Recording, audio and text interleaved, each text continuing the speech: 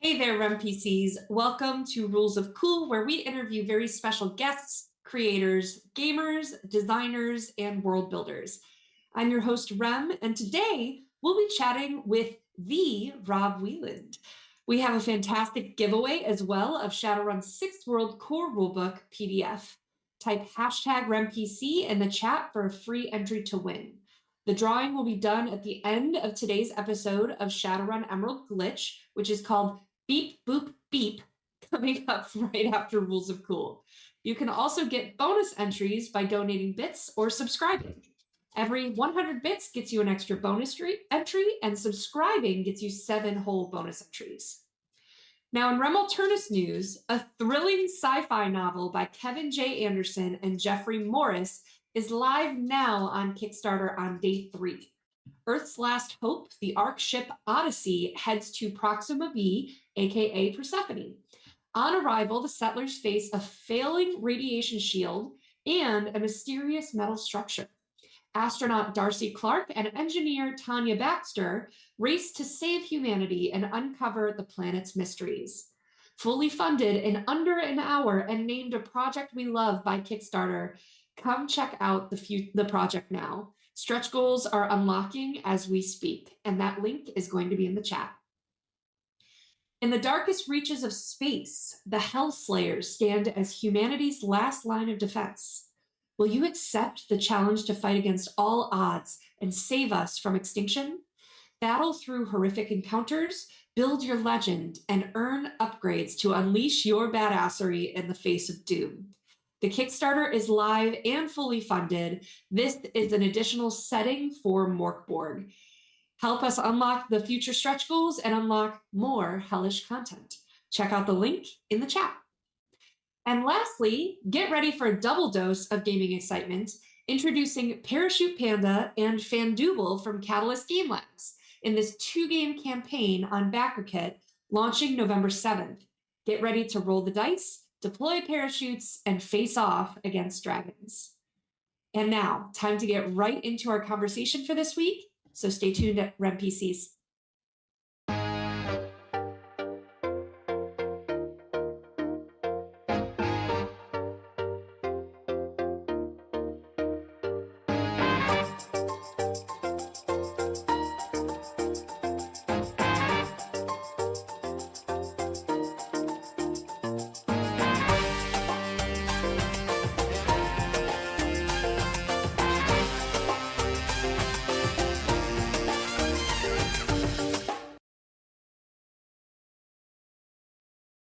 Welcome back, everyone, and welcome to you, Rob. Welcome back. This is your second time on the show.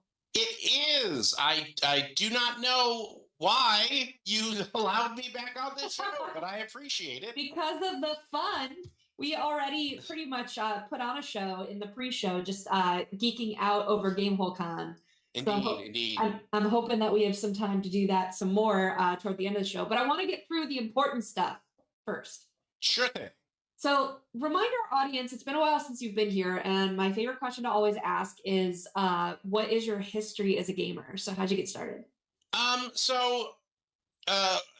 brief version was I saw, or I was a mall rat as a kid. I got into the Choose Your Own Adventure books, which led to the Lone Wolf game books, which led to the Star Trek Starfleet Tactical Combat Simulator, which led to Top Secret SI, which led to Shadowrun, which led to a variety of games. We can stop at Shadowrun.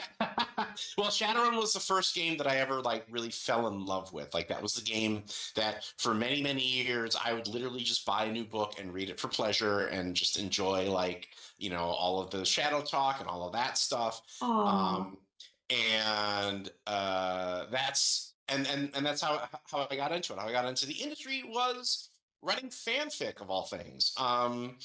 I was writing fanfic for a 7th Sea tournament that was taking place. The idea being that if somebody put a specific card in their deck, you would write a story about that person. And so there were people that were doing bounty fics that were basically, if you put your card in, we'll write a story about this person. And I joined in, and then I had a couple of, because I joined in, I had a couple of, short little stories that I then sent to the developer at the time, and he liked them. And then he introduced me to the line developer. And after that first conversation, I was like, so, I'm on this book, right? And she was like, actually, you're on the next 3. So here's what you should do. And it rolled on from there. Wow. So I can find you on the inside cover of 7C now? You can find a lot of my work from the Swashbuckling Adventures era, which was the dual statted 7C/D20 sort of semi-continuation, semi-spin-off. During that OGL era, it was very complicated. But that was the first line that I wrote for. I did do a ton of work for Shadowrun 4th edition and a little bit of a hangover into 5th edition as well. But we were like ships passing, because I joined in 5th edition. We should get you back on some Shadowrun. We'll have to see. And then I've just jumped around the industry since then. Cool. A jack of all trades, master of none.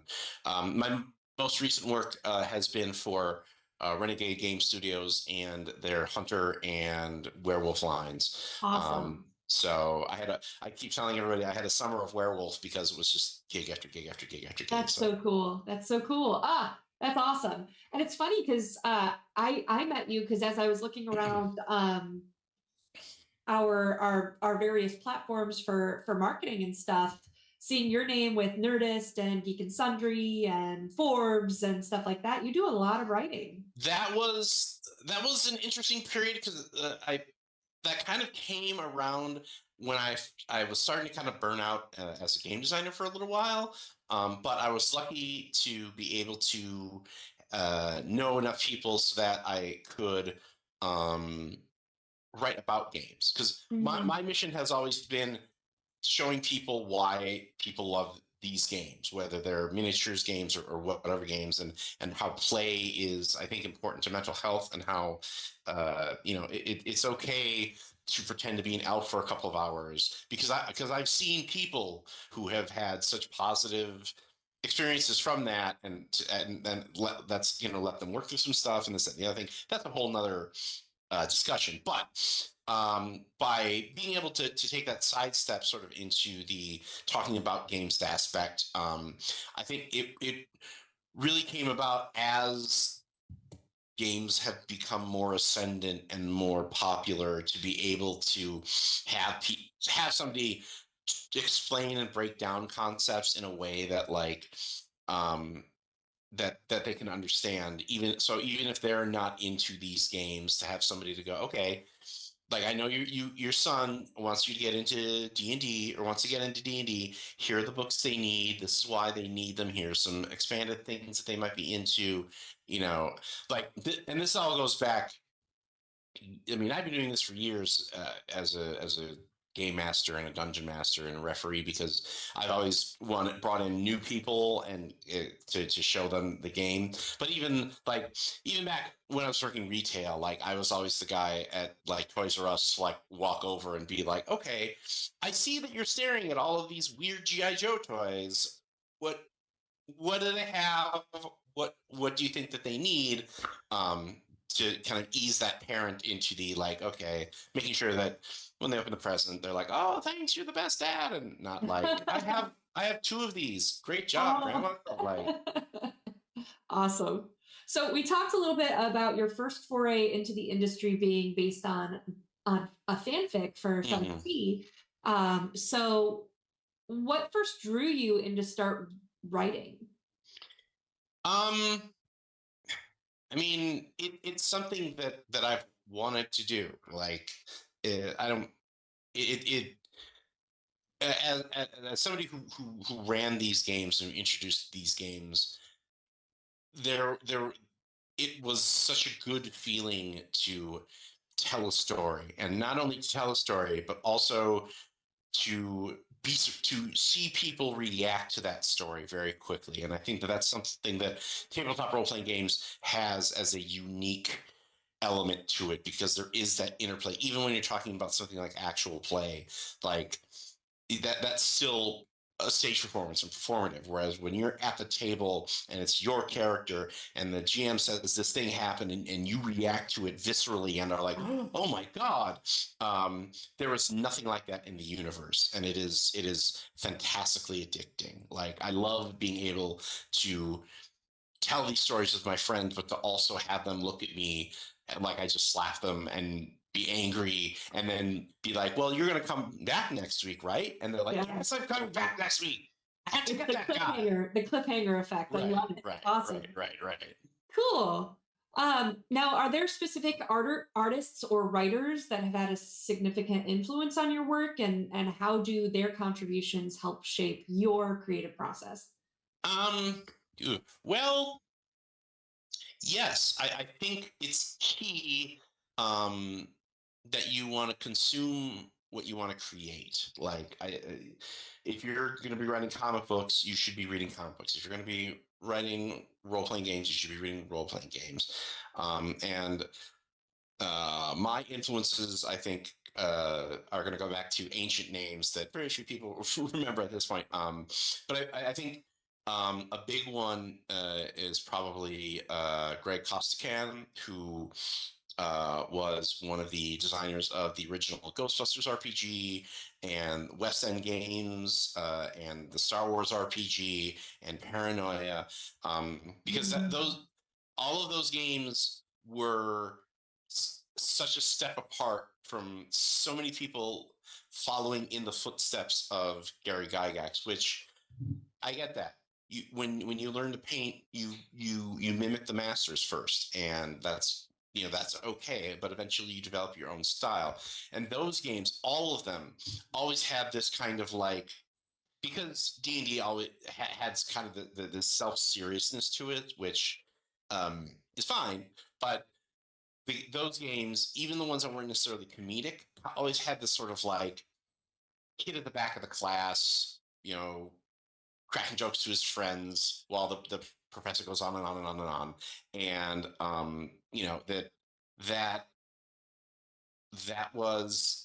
that's how I felt about the mainline Dungeons and Dragons for many, many, many years. Like, oh, well, D&D, who plays that? I play D&D. Oh, mainstream. Yeah, how mainstream.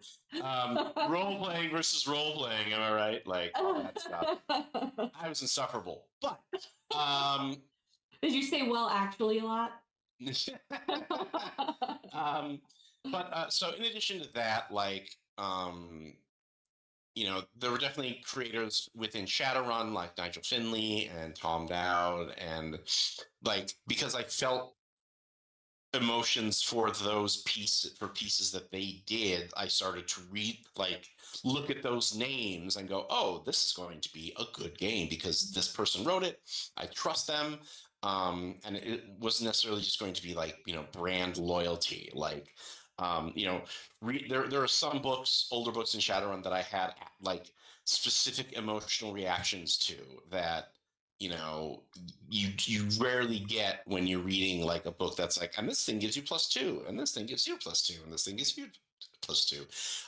So I think writers like that. I also think that as far as more modern influences, I think Vincent Baker's has done an amazing job with Powered by the Apocalypse games, both from an accessibility standpoint and also in a like, I don't need to make $1 billion off of this. Please just create good games off of this. And I also really love Jason Morningstar's Fiasco. Like, that, those games really hammered home a lot of the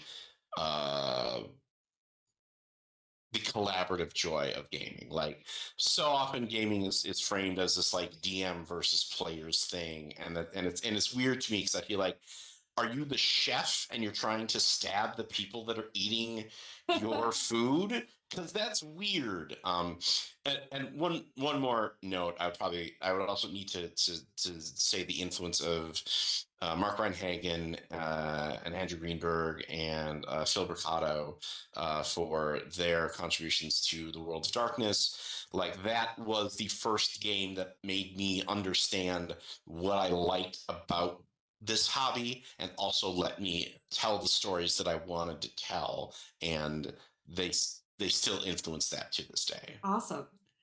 So, could you share a bit about your creative process when developing new game content, whether rule systems or lore? Like, how do you approach keeping things fresh? Um, I, I'll be honest. I'm more of a synthesizer than a like new mechanics guy. If I'm charged with developing new mechanics, I tend to look around at all the games that I've read, and then I pluck different pieces out and kind of screw them together in different ways. And I think everybody does that to some extent, but I recognize that like most of the stuff that I do that is like new and different is just something that I have seen, that I have enjoyed, that I will adapt to a specific project. Um, I think an example of this was for the most recent edition of the Chill role playing game. It uses light and dark tokens, um, where the players can flip light tokens to assist in their investigations of the supernatural. And then when they're dark, the GM can flip the dark tokens back to the light, but that's what they use to fuel the evil powers of all the monsters that they're hunting. And that was a mechanic that I first suggested, and I was like, and I had seen that in the FFG Star Wars role playing game for like the light side and the dark side of the Force, Oh, and wow. it felt like the same idea. And even other elements of other game development that I've done, it's usually, again, this goes back to consuming what you create, because when you read a bunch of different games, you inevitably take back pieces to the games that you love. And even if it's a game that you read that you're like, nah, not for me. There's going to be at least one thing in there that you're going to be able to to use, or even if there is nothing, you can still say, I don't want to do it that way, and that's something.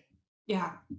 Cool. Okay. So, what advice would you give to aspiring game designers, particularly those looking to break into RPGs?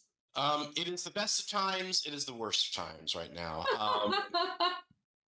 the the advantage is that I have never seen it, the barrier of entry to creating RPG stuff so low that all you need is the time and the energy, which is difficult to rally up, but that's going to be any skill that you develop. If you want to do it, you got to spend time doing it.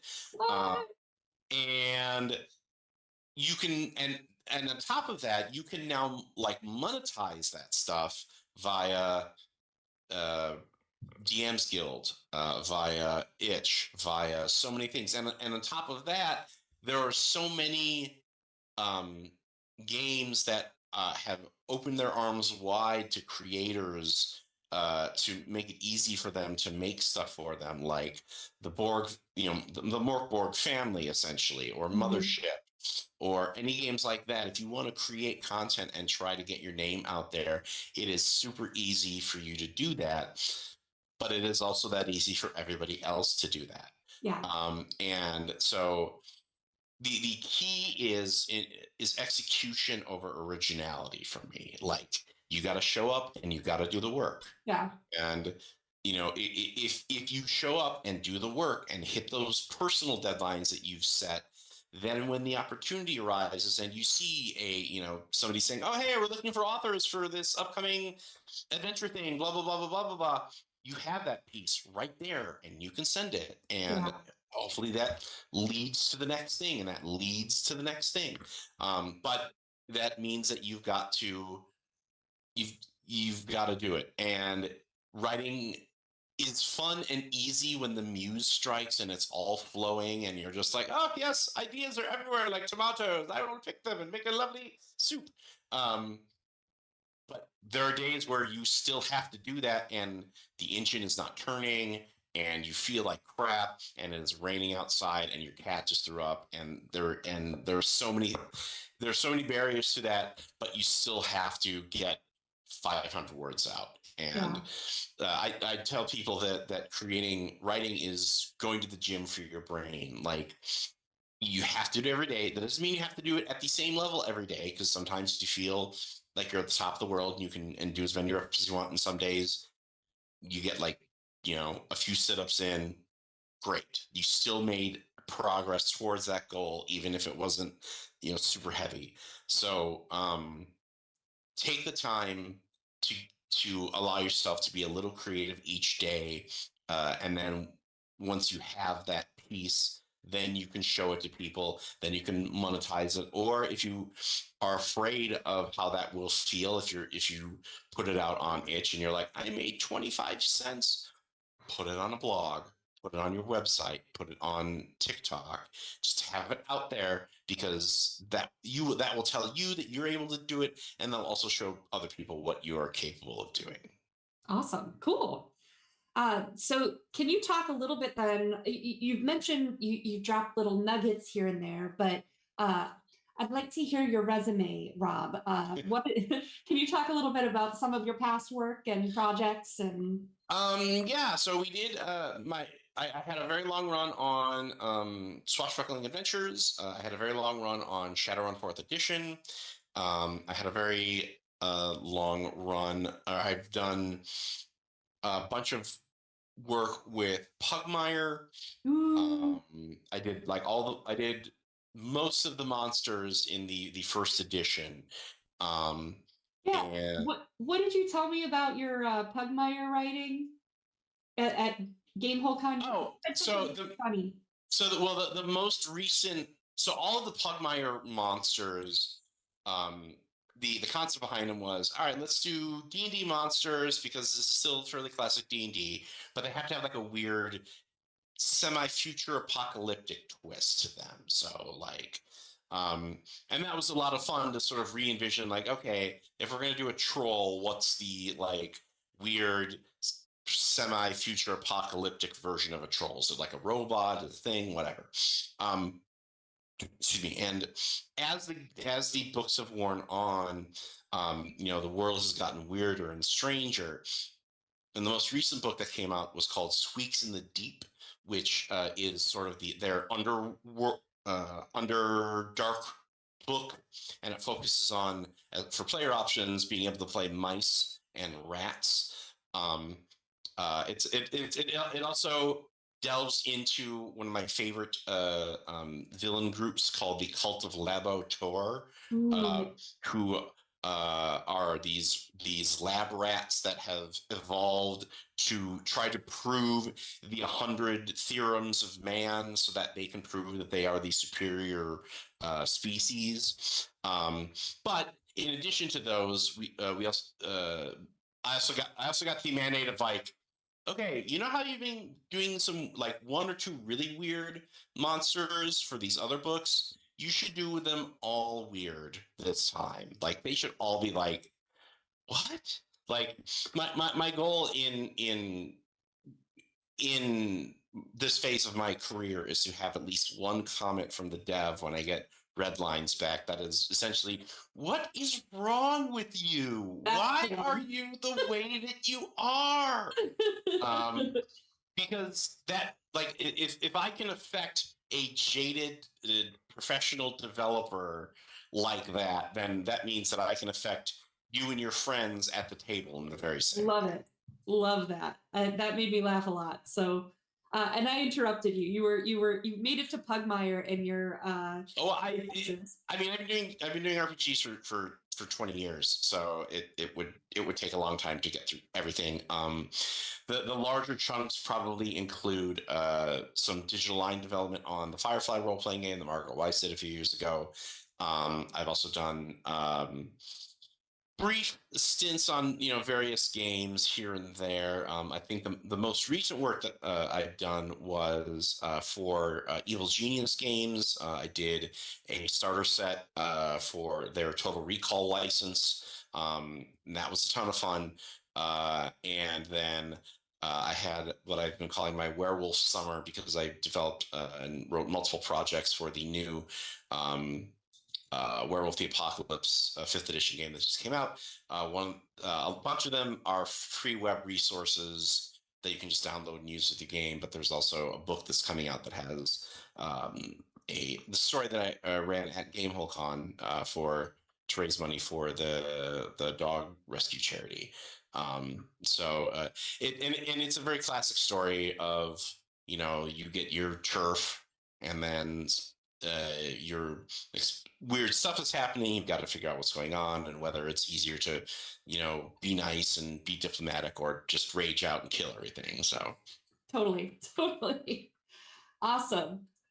So with all of this spanning all of this time and all of these IPs and all of these companies, what was one of your favorite projects to work on? Star Wars. Oh, I got to do 3 books for Star Wars Saga Edition, and like that was it's very nice when you get your contributor's copy and you open it up and you look at it. And I still remember the day that I got my first one and was just sort of standing in the game store staring down at it like but seeing my name under the Star Wars logo is something that it is a silver polished memory that I will have forever. That's pretty cool. And I even got to ruin Star Wars for somebody, which was nice. So I got to play both ends. One of the things that I had to do were stat blocks for various signature characters, and one of these stat blocks was for Grandmaster Luke Skywalker, aka Luke at the height of his power, when he is, at that time he's like restarting the Jedi Order and all that EU stuff. And I had 20 levels to fill in, and because of the way the game was structured, you had to show your math. So I somehow had to figure out a way to cram hundreds of books and comics and radio things into 20 levels of Luke Skywalker. And I distinctly remember reading in a forum that somebody was very, very angry about it, and I took a weird sense of pride, like I ruined Star Wars, that guy. That's awesome. That's the next level. Like beyond getting on Star Wars, it's you're Star Warsing wrong. How dare you? Like you're right. I am. I'm terribly sorry. That's so funny. I love that. Oh, cool. So Star Wars was one of your favorites. Now, a little birdie named Tyler told me that you have some new stuff coming down the pipeline. Well, yeah. I mean, in addition to the werewolf book, which will be out in spring, I'm currently working on some articles for a magazine called Word Science, WYRD Science. It's a magazine that's out of England. It's a small publication, but what I've really enjoyed doing for it has been long form articles. Like because of the nature of web writing, you very rarely get to do a deep dive into a subject, and most of the websites that I write for are much more focused on either product reviews or product overviews or explaining concepts and things like that. So I've been doing long form articles for this magazine for almost every issue. I think I did one. And they range from talking about the political underpinnings of Root, discussing romance and sex and role-playing games with the author of Thirsty Sword Lesbians. Then I did an article that the one that is going to be out in the next issue. It talks about paranoia and how it has stayed both frighteningly relevant and hilariously funny, even though it's 40 years old. And for the issue after that, the one that's currently in production, I'm going to be doing a deep dive on Pendragon, and how that has been influential to so many designers over so many years, because it's a game that focuses on the emotional components of your character rather than like, I have this many points in sword, I have this many points in this. I mean, there are aspects of that too, but really whenever you talk about Pendragon people, they talk about the paired virtues and how that guides your role playing, and how it really shapes your character in a way that is far different than like, I gain 20 XP for killing killing an orc, um, and I mean, that game even had a almost direct influence on me, because my experiences with Pendragon were one of the things that inspired me to create Camelot Trigger, which was a game that I did for Fate about 10 years ago. Really? Okay. 10 years ago, where I took Arthurian myth and giant stompy battle textile robots, Wow. together, and that came out of when I was a kid, being into BattleTech, being into giant stumpy robots, but also reading Pendragon and being like, wow, this is really cool. I wish there was a way that we could kind of do these together. And it didn't really come together until I pitched the idea, and it turned Morgana into a giant floating moon head that coughed up robots that were trying to kill Arthur and his mechanites. Like, you never know when those pieces that are kind of stuck in the file cabinet of your brain will run forward and be like, pick me when you're pitching things. So That's awesome. Wow. And you have a Kickstarter you're involved in that's coming up? yes, there is a Kickstarter called Do Not Adjust Your Set. It is a collection of setting agnostic horror settings, or horror adventures, cases, whatever you want to call them. It is being put together by Ecstasis Games and Chant Evans, who's a very brilliant developer who I first met at GameHoleCon.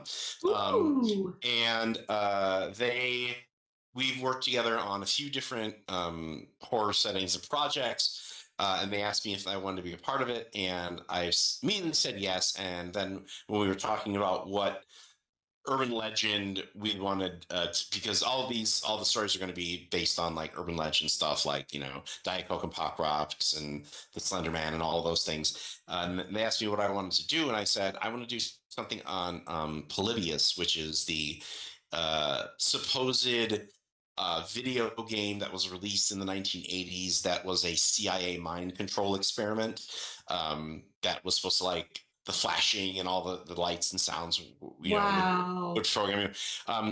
The thing that I'm doing went in a different, a slightly different direction. So instead, it is merely a haunted video game cabinet, where the designer implanted his brain into the cabinet as a spirit to basically like live forever, but somebody decided to plug it in, and he kind of escaped, and now it's like, hey, I like this new world with these modern rectangle things and these, all this stuff. I'm going to hang out here, except the monster from inside the cabinet, the wireframe Cerberus, has also followed him out of the cabinet to try and bring him back. So there's a little bit of Stranger Things in there. There's a little bit of what's the other?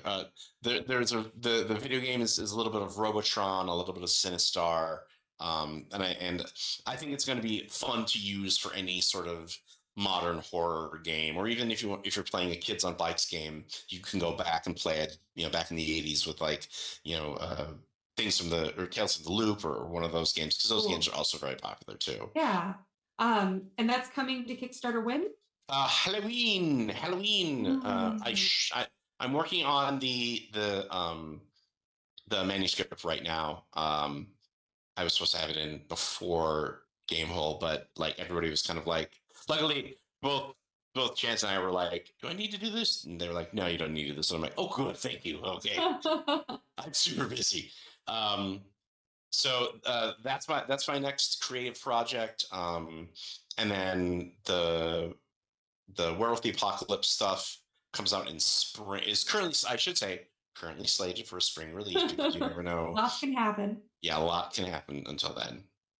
Cool. So we've got about 10 minutes left, and I've been dying to get through all these questions so we could talk about conventions some more. I'll start out with this. So Rob and I were both at GameholeCon this past week. So I'm going to start my question out with what is your favorite convention and why is it GameholeCon? Well, it's GameholeCon because it is just the right size. It has garnered enough attention from industry people that they show up to it, which means that you can hang out with them. But unlike other large conventions like your Gen Cons and your Origins and your PAX Unplugged, there's no like super running around. Oh my God, I'm so busy. I'm going to die. Blah, blah, blah, blah, blah, blah, blah, blah, blah. So when you meet these people and can talk to them, you have time to do it. In addition, you also have the ability to play games with people. And that's something that the irony is that the more of an industry professional you become, the less likely it is that you're going to be able to play games, especially at a convention, because you're doing other stuff. True. So I got to play 7 games this past. and look how excited she is! Like 7, this many. But in addition to that, you also get to play games with people and show them the stuff that you wrote. Like I get to run all of these things that I've worked on and run it with people who don't know me and who are completely like, coming into it blind. And it's always fascinating to watch how people look at the scenario that you've, written and how they charge into the ways that you expect it, and also how in the ways that you're like, I never would have thought that in a million billion years. And beyond that, it's also it's a convention that has a lot of good things to do that aren't necessarily things that I'm into, but appeal to a lot of people. Like it's another True Dungeon location. I got to do that. What did you think of it? Aha! I've asked you a question now. Ah! It was my second time doing True Dungeon, and I think it's a lot of fun. But I definitely, at the end of it, get the addictive quality of pulling out all the tokens, and like I was immediately at that point, my like goblin brain was like, "Can we do it again?" I think it's fantastic, and I think it's one of those things that, especially if you have like a dedicated group of people, is a blast. And I'm so glad to see it outside, just because it's another way to experience this, the dungeon crawly thing and ask for it. But I'm terrible at it. I don't think I've ever gotten past like the 3rd room. But I have made my own fun at True Dungeon. That might be a story for another time. Ooh, yay! Because that's the story that I always like. And here's the time that I almost got punched at Gen Con. Wow! Oh yeah, I cannot wait for that story. You'll have to check out the Patreon for that one. Cool. So what else? You mentioned True Dungeon. Other things to do at Gamehole? I really like the Milwaukee Company of Gamers. They bring their library, their board game library, to it every year. So it's a great place where you can try before you buy. They have a massive like Area 51 warehouse at the end of Raiders of the Lost Ark size collection of board games. It was big. It was impressive. And you can just walk up and give them your driver's license and take out a game and try it. And I've played so many excellent board games there and ended up buying them, because that's always one of the big barriers to entry, right? Is you look at a game and you're like, should I do it? I don't know. But if you actually play it, I'm a big person who needs to play something to really understand the rules. I'm not a rules reader. And it's just an easy way to do that, especially and that's difficult because nobody wants to sit around and demo Twilight Imperium 4th edition, because that's a 8-hour mass game. But there are people who are playing it, and even if you're not playing, you can kind of sit over, like hover over them and creep on them and be like, "So what do you do with this? How do you do the thing?" I also really like the streaming element of the convention. That's where I got my start in streaming. Was for a charity, a D&D Beyond charity stream many years ago, where I subbed in for Jeremy Crawford because he broke his foot. And I got very drunk on camera, and it was, but that helped me understand the appeal of it. So ever since then, I've made sure that the live stream group that I run, Theater of the Mind Players, shows up there every year, and we do at least one show. We did two this past year. We did a run of the most recent edition of the Paranoia rules, with a original mission written by me that you can get access to if you become a member of our Patreon. And we also ran a massive game of The Extraordinary Adventures of Baron Munchausen, with a mix of my crew and a bunch of these special guests, and we were able to raise over $500 for a local LGBTQIA community center. That, like, I have a very weird mutant power, but it is good to use it to do actual good in the world, and being able to do that, and have everybody come up to me afterwards and be like, "We're doing this again, right? We're doing this again next year," and people being like, "You're going to be at Gary Con, right? We're going to be doing this at Gary Con, right?" After years of trying to get this event off, has been such a glow on my heart. That's awesome. That's really cool. Yeah, it looks like you guys had a ton of fun, and everyone was talking about the money raised and stuff like that. So really, thank you for doing that. Cool. Any other? What is your all-time favorite convention experience? Gee whiz. I think it was possibly that first. I think it was that first Gamehole Con where I streamed, and all right, now I guess I have to tell you about the drunken camera story. Okay. All right. Well, so release from Patreon. Yeah. So I got in because one of the people in one of the shows, Jeremy Crawford, who's one of the head designers of D&D, he broke his foot and he wasn't able to come to the convention. So I had already told the owner of the convention, like, "Hey, put me in, coach, like if you need me." And he was like, "Okay, go here and do this thing." Now, this is when they were still doing extra live streams. And so they had kind of that structure of, like, donate $50 and you can name my character, Poopy Poop Face, or all that stuff. And I was severely behind because I had like 3 days notice before getting into this thing, and B, I am not super, like, I'm, even at that time, and to this day, I'm not like super well known in the like online stream space. Like, we have a show, people kind of know me, but I've always been sort of an under the radar kind of guy.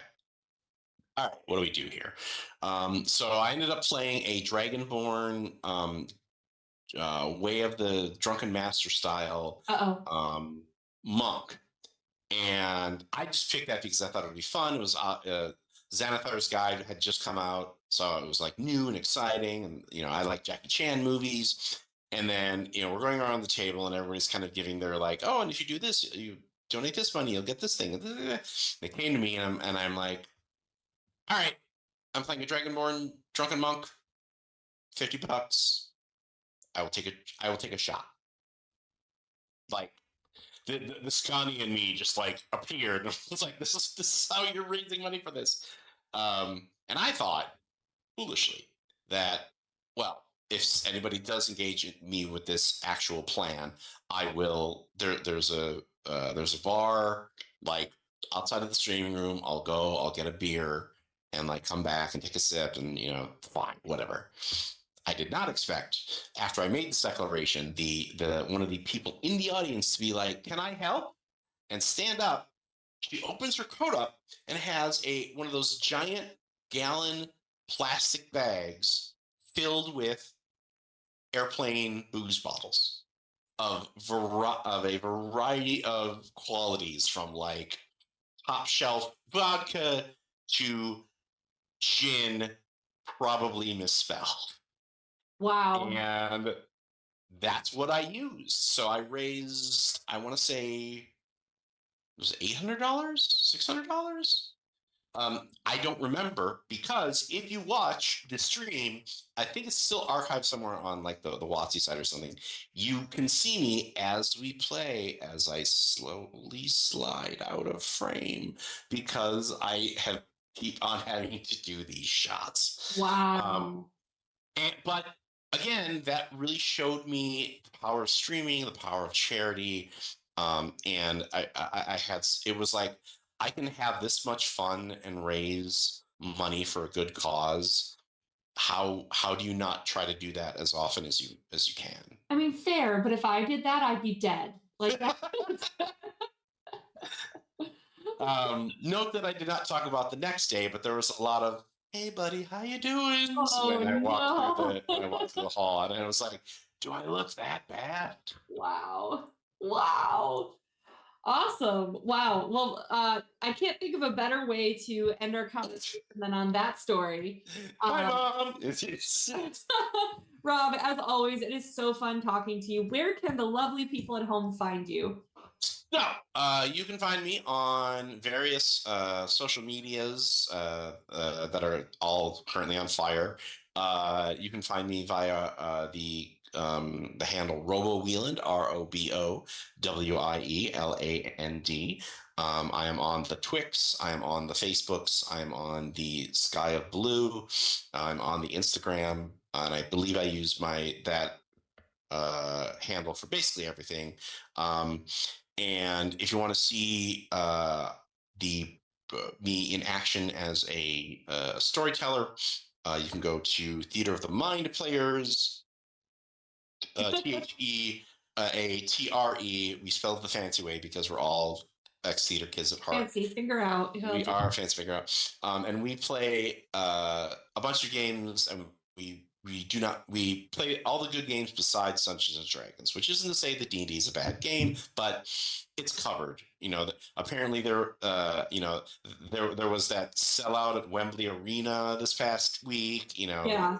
Like they don't need the help, because there's a wide variety of RPGs that are out there that are amazing, that are like Shadowrun, that are full of great stories and great experiences. That we often get a lot of feedback from people who are like, I have my group that will only play D&D, but I bought this game and I watched you play it for the first time and I showed it to my players and now they want to play it. And that's like, that is the mission. That is the goal. That is what we're doing. Right now, we are in the middle of an amazing playthrough of Star Trek Adventures. And the two things that I really love about the playthrough is, one, there are players that are on the show who are not Star Trek fans who understand now why people are Star Trek fans, because of the way that the game has gone and their characters are developed and all of that, all of those elements. And two, it's really satisfying for me to see a role-playing game where the big scene at the end is not a massive battle or like a boss erupting from a volcano. It is a speech about humanity and an outstretched hand of compassion, and like the world needs more of that stuff these days. And by playing Star Trek, we're adding that in there. So you can also find me on websites like Nerdist, EN World, the Forbes website, Dicebreaker, as well as even smaller websites like Multi Record as well. Awesome. Awesome. You do so much, Rob. It's so fun to catch up with you anytime I see you. So thank you. Yes, I'm so tired. Awesome. Well, we are getting close to time for Shadowrun Emerald Glitch. So thank you again for your energy and all you do for the gaming community. Don't forget to stay tuned because we have one more announcement coming up next.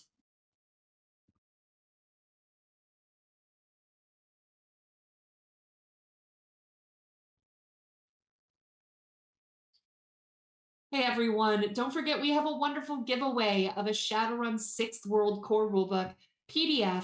Type hashtag RemPC in the chat for your free entry to win. And don't forget to get bonus entries. You can donate bits, you can subscribe, all of that gets you bonus entries. All funds help us to pay our cast and crew and keep producing content. So thank you all for joining. Now on to our episode of Shadowrun Emerald Glitch. Beep, boop, beep. See you there, RemPCs.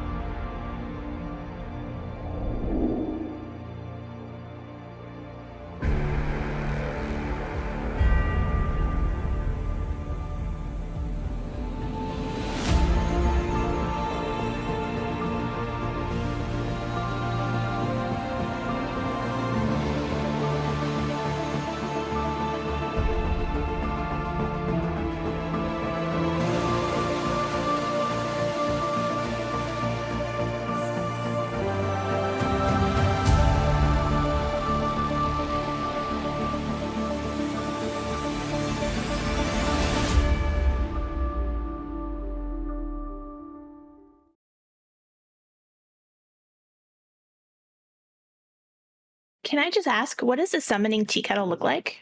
Oh, a summoning tea kettle. It is made out of cast iron that has been painted ritually with symbols in blood, obviously, that are then coated and shellacked over so that they don't flake off, that way it can last for centuries. And we use a nice clear coat, though, so you can see them quite nice, quite clear. We mix in, with the blood, we mix in the iridescent paint, so it gives us a nice little beautiful shimmer, especially as it heats up. And as you heat it up, that's where the magic happens, because that is when all of the symbols start to glow and get bright and beautiful. And as the tea kettle whistles, that is the summoning ritual complete. If you have an interest in using the summoning tea kettle, or taking part in any of the other worlds in our games, you don't have to have experience. Just join our Discord, and the GMs will work with you and help you find a game you enjoy. The link is in the chat. Ready to level up your cosplay game? Check out the Geek Forge on Etsy. With a variety of props to give your photos that extra spark, you'll find just what you need. Hold magical fire in the palm of your hand, or take a potion to restore your mana. With a large variety of colors, you can choose your own magical flavor for your cosplay. Bring drama to your photo shoots with these vibrant props and more, all available at the Geek Forge. Are you ready to level up your cosplay?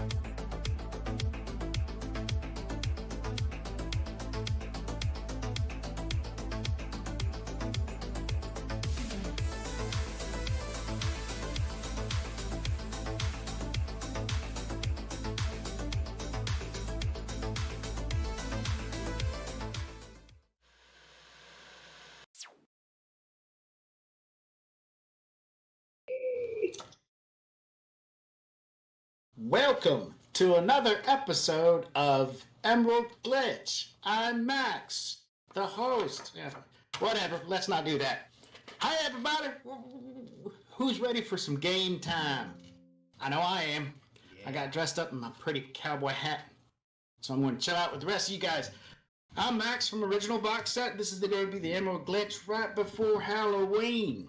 And so we all got dressed up all pretty like. We got ourselves some people who are Sith Lord. I don't know what that means. Sounds kind of funny. Probably one of them boys from back east.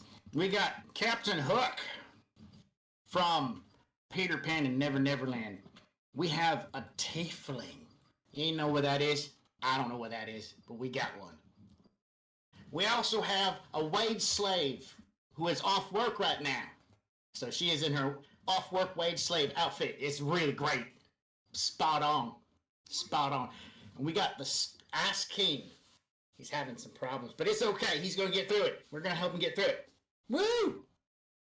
Woo! Yeah, got to get that woo in there, right? All right. Last we left off with our group. Oh, wait, we got to do stuff beforehand, don't we?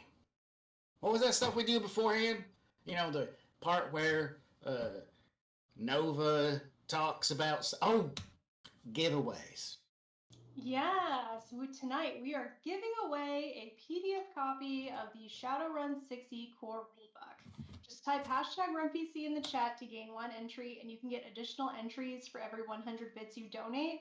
And when you donate bits, you also get different things that you can contribute to the game. So for 100 bits, you can give one of us a NERP. That gives us +3 dice to any roll that we make. For 300 bits, you can give a player 1 edge, and 500 bits gives a player 4 edge, and you can really impact the game. So keep that in mind. Make it a little spooky tonight. Participate. Haunt us from the chat. Otherwise, for more entries, you can subscribe right now, and you get 7 additional entries. And the winner gets announced at the end of the episode, and you just need to make sure you keep your Twitch whispers on. So yeah. Heck yeah. You can also give those nerpy edgy bits to the bad guys too. That means I get to use them in roll. So like if you want to help them out because you're like, oh, I'm tired of these players, they're all being doofuses and whatnot, boom, let's sock it to them. So you'll be on team numero uno right here. All right. So yeah, I'm going to drop the accent because I don't want to do it all the rest of the night. Not that I'm lazy or anything, it just takes a little bit. All right. So the last time we were together, the party was at a hospital. The hospital was overran. Then they ran out of the hospital by jumping onto a hover-esque transport that's designed to lift large amounts of cargo up to the Emerald City platform. And it was stolen by Randy, who is the PMAX for Convoy. And so that's where we're picking up at. We're just going to transition from that to what happens next. And I gave a description of the platform to my players. I'm not going to give one to the audience because they get to interact with it. You guys don't. You just get to listen to what they have to say. Ha! How about that one? And so, you guys, the platform is moving. You get to go in any direction you want to. You've guys seen a map of Seattle. You know where your hideouts are at and stuff like that. You're in control. What do you want to do? Who wants to drive? I reckon I better drive. Probably I'll- best. I will see if I can get to a command chair so I can get buckled in. Oh yeah, definitely. And that, like I said, the chair doesn't seem to have been used in a while and has a nice little layer of dust.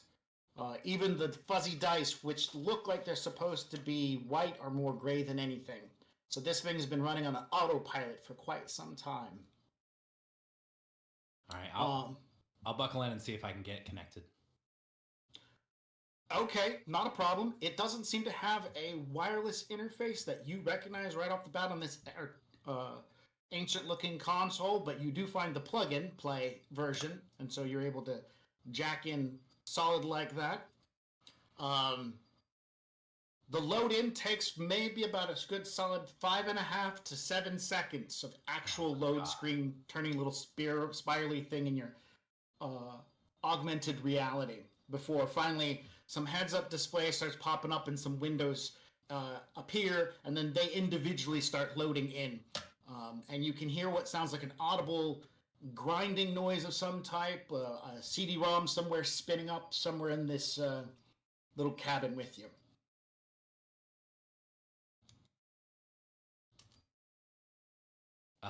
On our pan, I will let Arcole know. I'm like, this, man, this thing's pretty old, but it's got some stuff. If you want to clear it off, I'd be appreciative while I'm driving. Sorry, give me just 1 second. I'm trying to fix my voice mod. That's okay. All right, so you give a call up for Arcole at this point in time, and he's like, and he responds, I'm busy right now, hang on. You have no idea what this boy is doing, but right now, he's busy. That's fine. I'm going to drive us so we're not running into this hospital anymore and see if I can... You're, all right, pulling away from the hospital, a few bricks scatter away from the building and fall to the ground, crashing into either the sidewalk, a few parked cars, and the well-groomed shrubbery that goes around the outside of it. The clatter and the noise is definitely accented by the sounds of sirens as the blue code has definitely hit its crescendo, and your rig is going off letting you know that, hey, the cops are on their way to this location.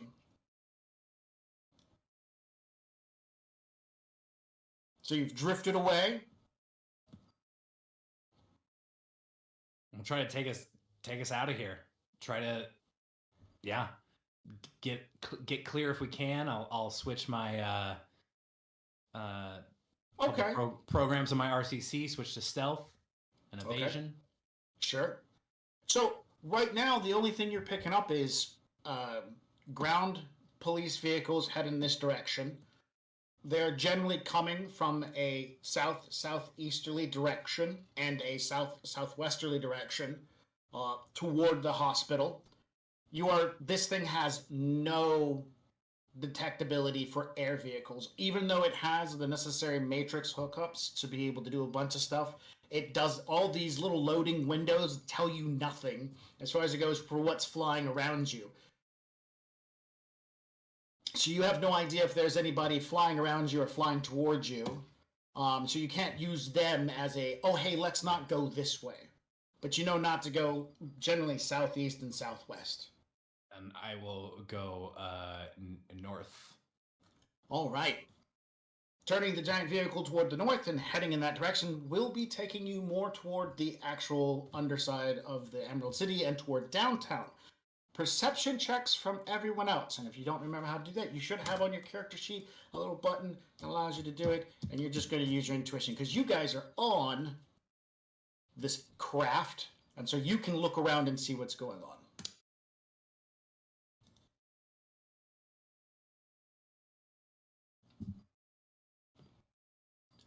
Nova is super excited to be on top of a flying platform of some type. Like, there's no safety belts, no seats, no concierge, no wait staff or anything. It's just literally hanging on at this point in time. And this thing's probably cooking about a good 25, 30 miles an hour. Yeah, hey, Steel Tiger, come look at the same stuff that I'm looking at. All right. Both Steel Tiger and Nova are I can't see anything. What are you talking about?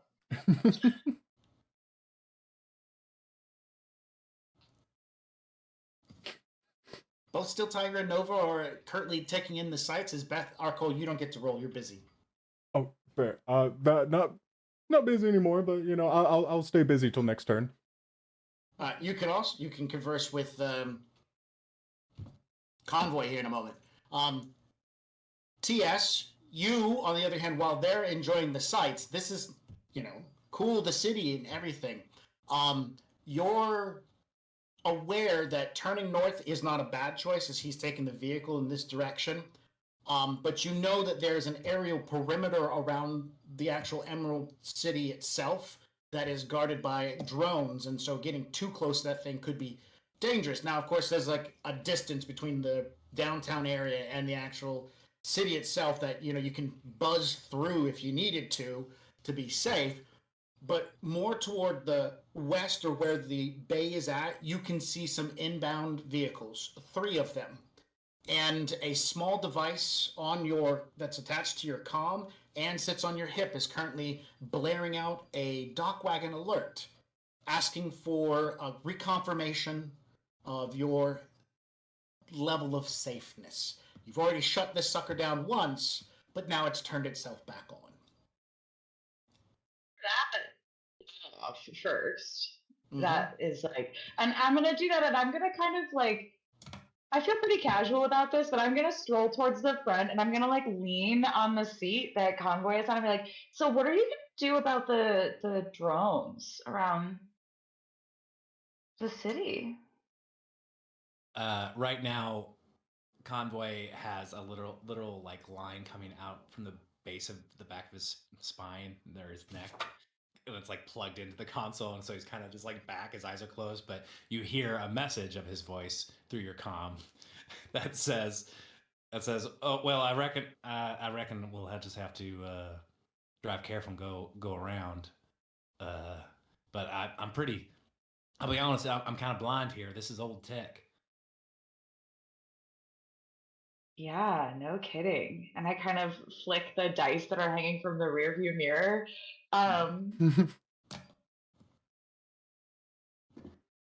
Where's that?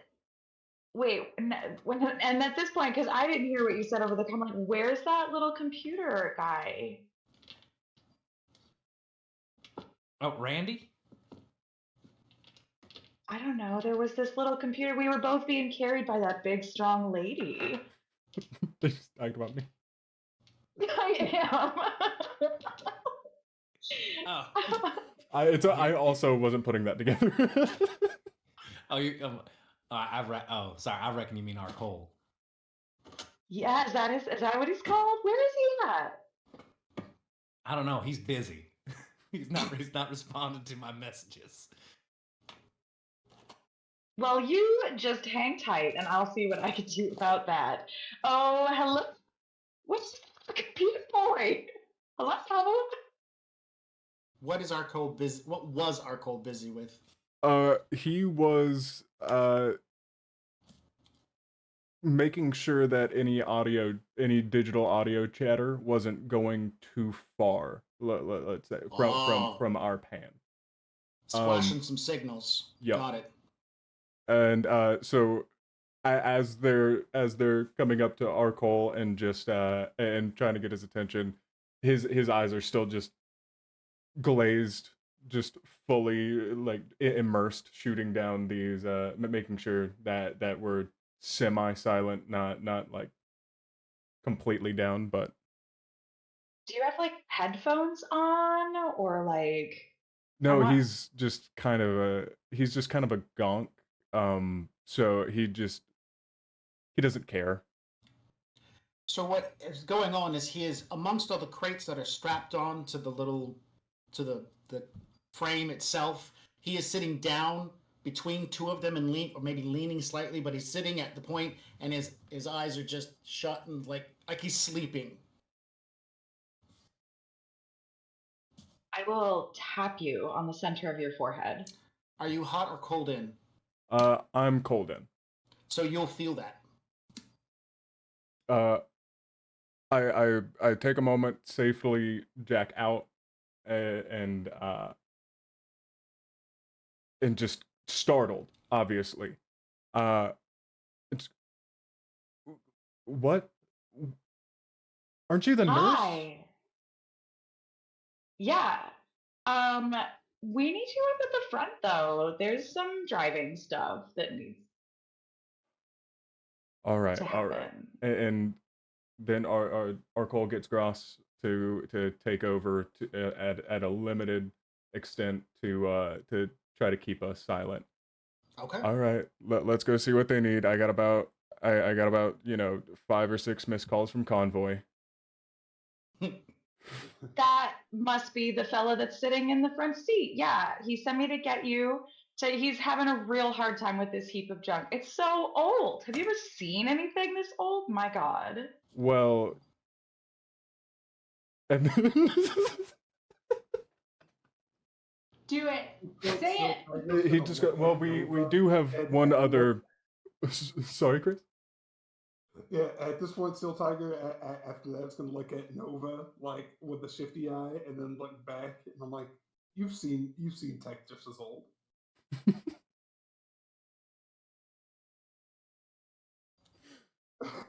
Our Cole, not wanting any major bodily harm, goes ahead and starts walking towards where Convoy is in the cabin. All right. After that, you arrive at the quick cabin. shift. You arrive at the cabin, and I'm going to give a rundown of the problems that are limiting Convoy's ability to drive. There are cameras in all directions to allow the vehicle to see well. All of them are filthy, and that's because there has not been a driver on here to maintain it. The computer doesn't need a driver. The computer just goes from point A to point B. So unless you hit autopilot, then it's just going to go back to wherever it was supposed to be going and doing. It's off autopilot, so the cameras are dirty. The next thing that's important is there are damaged pieces around the vehicle that allow you to control the thing. Pump housing, well, not pump housing, the pump itself. There's a relay circuit, and then there is finally a guidance system that's damaged. So 6 cameras, 3 pieces of damaged equipment. What does this mean for you guys as far as it goes for the uses of the vehicle? That's some electronics rolls, some repair rolls, or just getting out there and spit shining a lens so that he can see out of it. In the meantime, he's going to be rolling at -6 dice to control this thing in any way, shape, form, other than go slow. Now, to kind of add on to that, there are 3 incoming aerial-based vehicles. They are not drones, they are definitely vehicles. Helicopters that haven't identified themselves and have no icons on, which means, for those of you who are seeing an AR, they've turned their icons off so you have no idea who they are. So most likely it's probably security corporation of some type, or maybe it's your friends, your long-lost friends or something. You don't know, but they don't have any icons. And they're headed this way. So, as a group, what would you guys like to do? Steel Tiger's going to look to the group and like, do you guys have any friends that aren't here?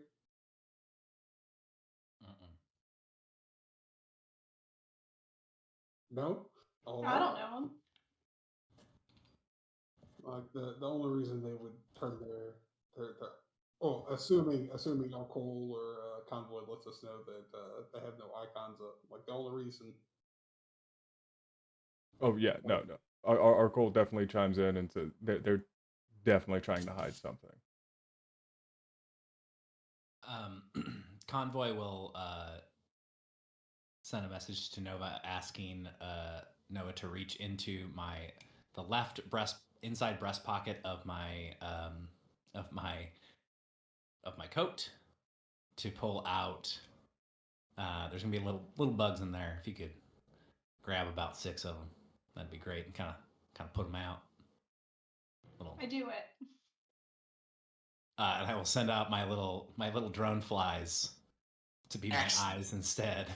Awesome. Filthy cameras. All right, you have how many dice do you have for initiative in this point? If I'd probably be hot simmed in to try to get us out of here, honestly. So that's an extra 2 on top of 5d6. Cool. That means you have a total of 1 major action and 6 minor actions. With 6 minor actions, you'll be able to tell all 6 drones to take up tactical or really good positions at the old cameras. So within 1 round of doing that, you will be able to get visuals and reduce your negatives from a -6 down to a -3.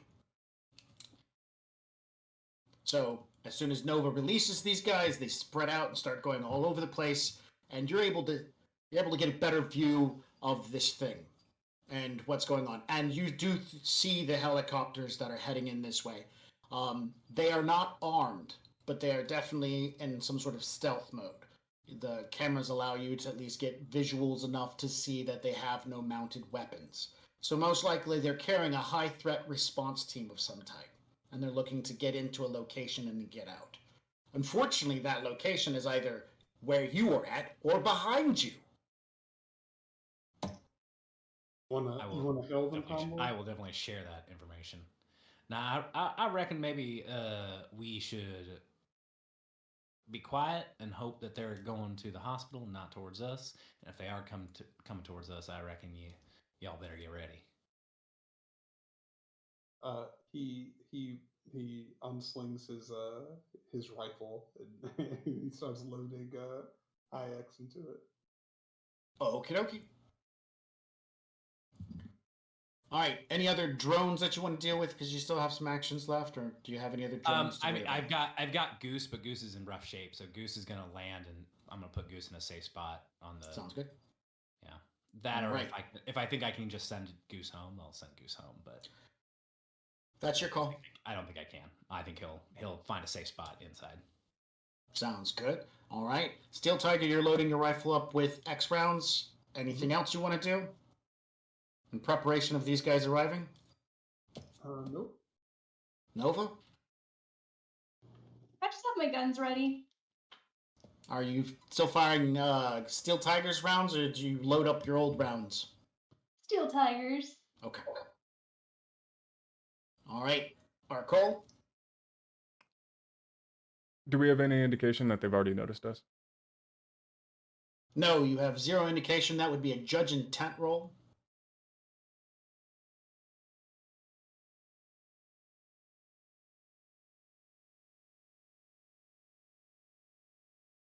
You do some quick math in your head, and you can definitely tell one of the 3 helicopters does not have the same trajectory path as the other 2. If that deviation between them continues to expand, yeah, one of the helicopters is heading towards you guys, while the other 2 are headed toward the hospital. That's just an assumption, because you can draw fancy geometric lines and shapes in the middle of the air. The trajectory. If I don't believe that it will do us any good, then I probably won't get us running completely silent if I believe that they've already noticed us. By any means.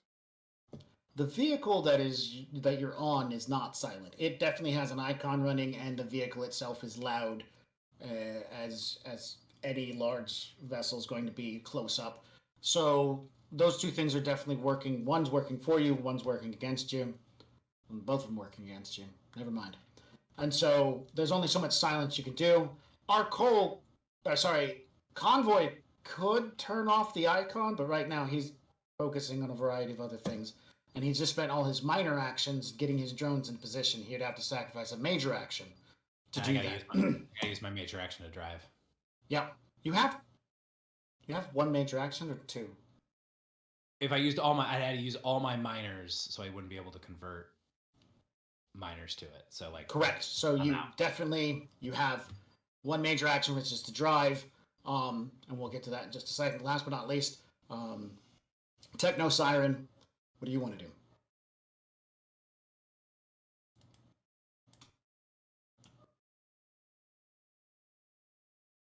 I don't know yet. I think I'm just gonna kind of brace my. At first, I do have to ask. When you were speaking to everybody, I can hear you too because you spoke to me. You weren't just talking over your comm to everybody about all of this stuff that's happening. At some point, and you don't know when, you were brought into the pan that is being generated by the little tech guy. Ah, very Personal cool. Very network. He created a personal network and brought you into it. You don't know when it happened. And remember, this is the same little tech guy that your friend said, yeah, this guy's really good. I can't stand up to the stuff he can do. And so she just kind of disappeared in the background and is waiting in case she's needed to step forward to help you. But in the meantime, you know, she's just hiding. So this guy puts you in his protective bubble. And so everything they say and do on text message versus via comms and stuff like that, you get. Okay, great. That's good to know. I think then that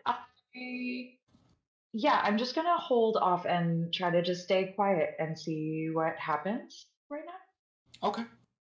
All right. In that case, I may as well go ahead and get our icon hidden, if anything. What is that? Just So, what is your attack value, your attack rating for your deck on your character sheet?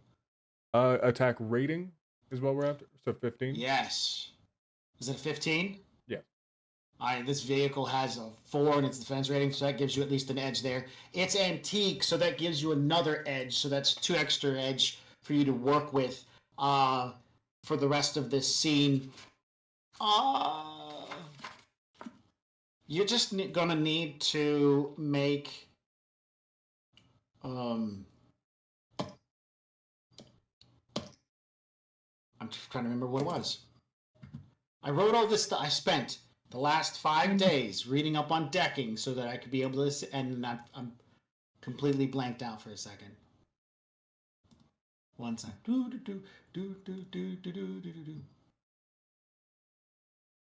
Okay, so you want to make it run silent. To do that, you need to spend a minor action and take control of it by putting yourself as the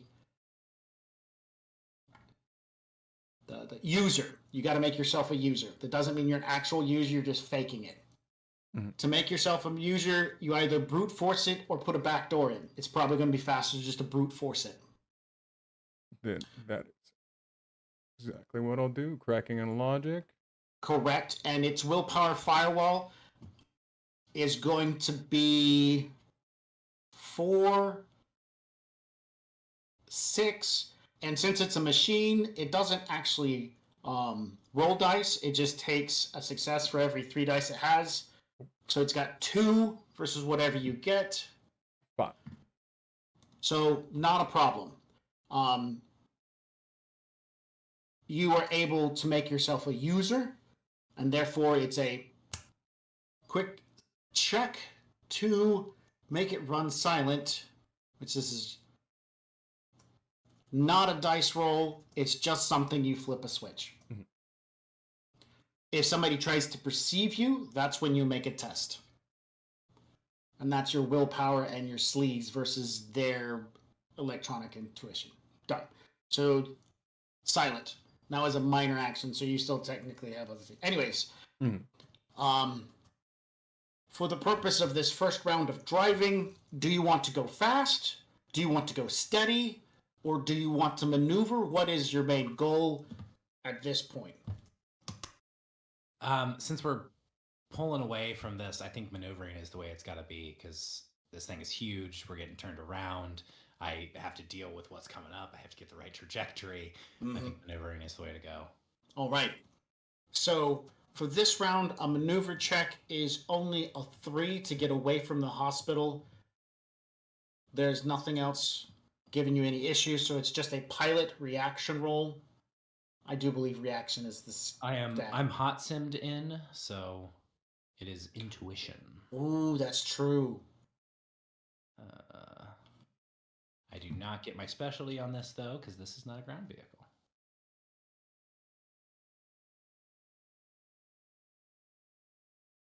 Really? Wow. Okay. I need 3. You need 3. Remind and me. You failed by 1. Edge comes back between these, right? Did we get our edge back? No, you do not get your ed back. The scene has... Oh, wait. Yes, we have changed scenes, so you do have your edge back. Okay. And I get 1 for using intuition, so I will use 2 edge, which will bring me down to 4, to turn... Oops. That one of those 4s to a 5. Excellent, which changes your hits.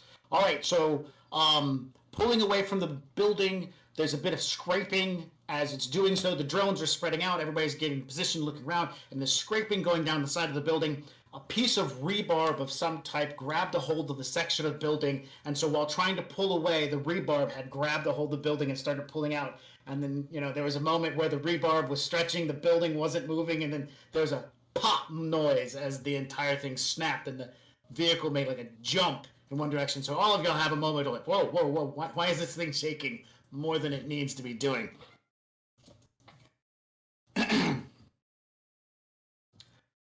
So, that's like the first getaway. Now this is the second round of maneuvering to get away from the building. I'm just going to do a round robin to each of you guys. The one of the helicopters have split off. It is now 1 round away from you guys. We'll start with Nova. I'd like to hold. Well, I like to hold and then just confer with Steel Tiger what we're gonna do. Okay, then I'll move quickly to Steel Tiger.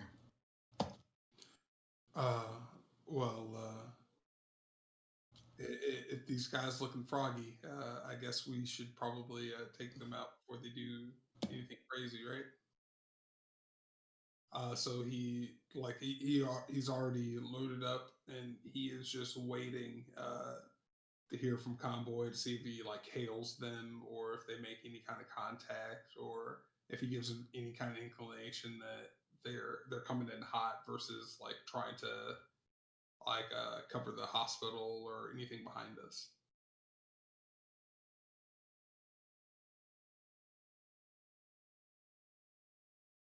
Is that making sense? It does. Oh, okay. All right. So, and you communicate this to Convoy, or is this just what you're waiting for, and you're hoping that Convoy can reach? No, I'm saying this out loud. I was assuming that Nova asked me a question, so I'm like, yeah, I'm already loaded up. I'm just waiting for the word from Convoy. All right, Arcole. Still battling the little icons. Just trying to. All right. Make a matrix perception, Arcole. We're looking for a electronics intuition.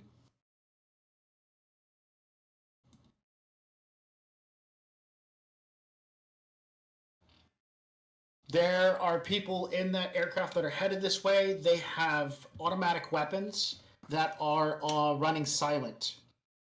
And one of the icons that you can see, actually several of the icons, all are marked with Ares Corp.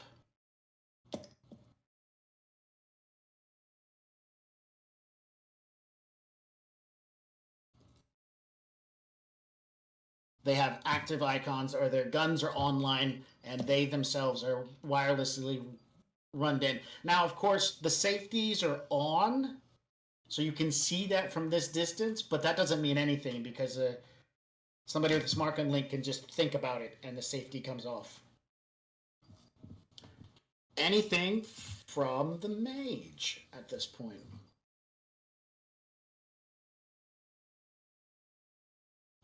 I'm muted. Nope, there you go. It took a moment. That was interesting. I just kind of why would Ares Corp be after all of you? This is. I'm trying. Is there anything I could do? I feel like I should just keep being quiet, huh? Yeah. Okay. Yeah. Got it. I can do that. All right. And I'll rest on your shoulders, Convoy. Oh, goody. Well, the good news is, would you consider this a chase? Yes. Cool. That means I gain an edge for piloting. Ooh. So I get 2 edge for that one. Cool. I hate everything about this. I'm going to. There's no guns on the ship. Nope. Goose is in rough shape. Yep. Goose ain't gonna hit shit. So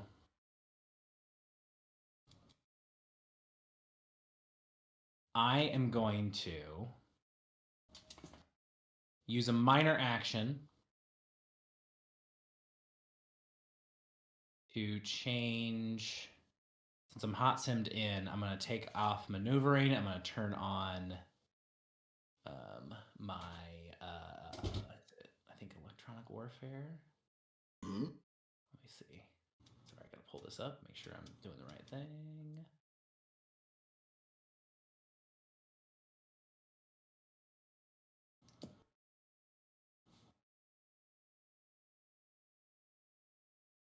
Oh, wait, no.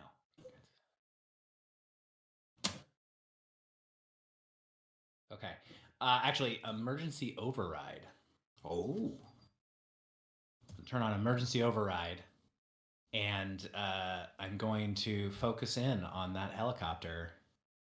So I will use emergency override. So I'll use one minor action to change the auto soft. I will then use 2 minors to get another major because I have to use my normal one to drive. Mm-hmm. And I will use that new major as for emergency override in order to use a matrix. Grants the ESOP benefit of the matrix attack rating for the spoof command matrix action. It only applies to vehicles and drones.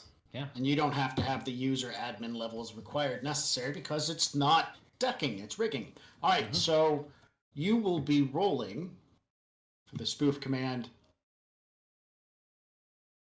cracking and logic versus the data processing and pilot versus data processing or pilot plus firewall. And there is a pilot in there, so he is going to be using his pilot and firewall to resist you. He's a person, so he rolls. Let me get my dice roller out.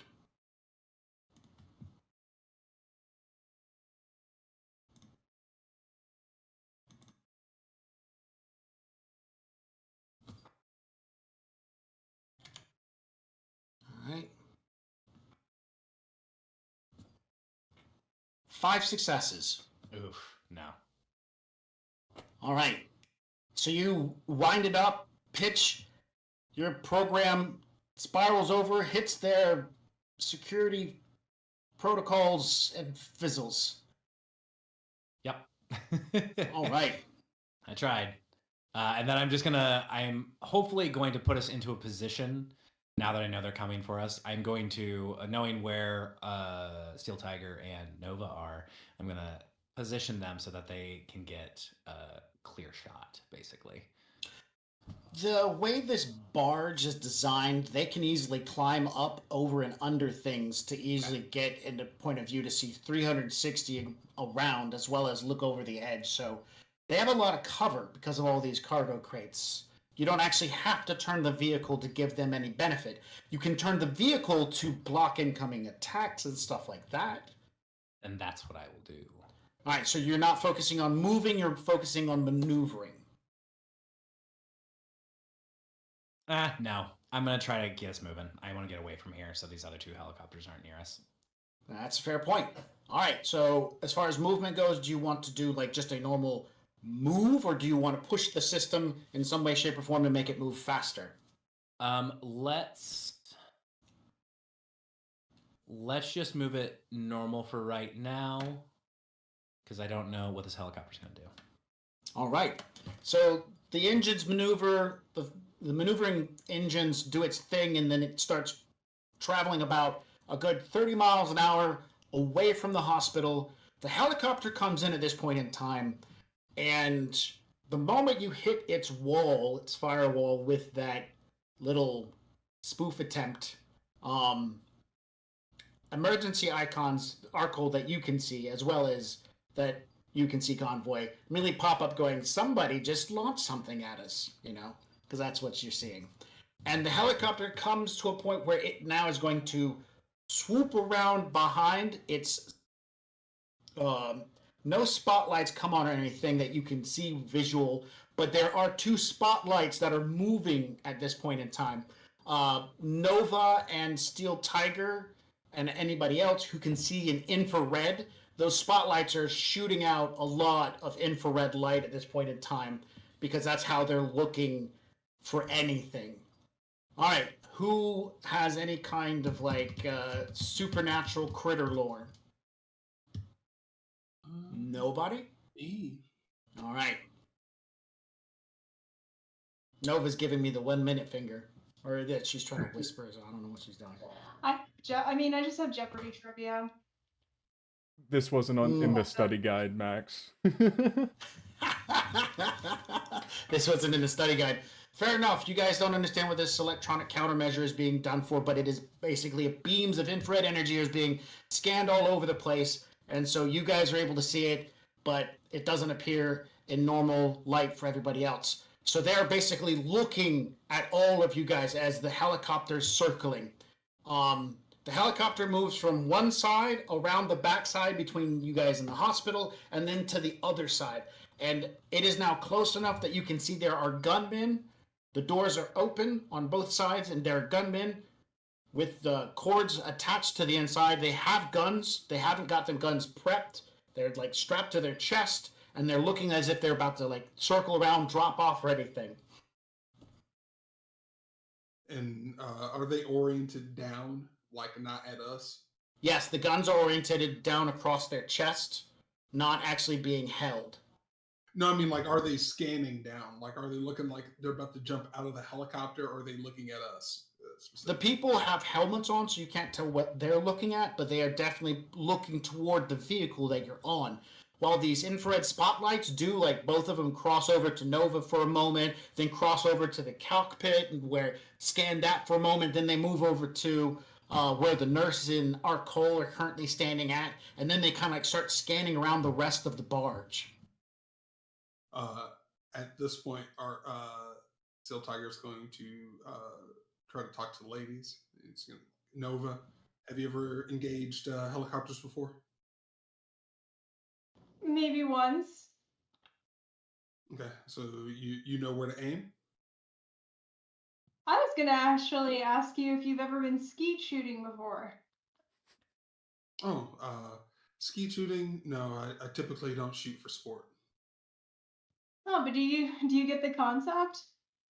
Oh yeah, shooting stuff in the air? Obviously. Okay, Convoy, you tried asking them if they were good or bad, right? What their objective was? No, our Cole said they were coming at us, so I was just getting us out. Find out what they want. That'd definitely be a good thing. And young lady, Steel Tiger, because he still doesn't know. Oh yeah, we still don't know his your name. Yeah. So young lady, how are you in a fight? We're gonna find out. That's for certain. Have you ever dealt with any kind of paramilitary folk before? Absolutely not. But I'm so excited for the opportunity. Where should I shoot them? He's gonna look at her like she's a sweet summer child. Because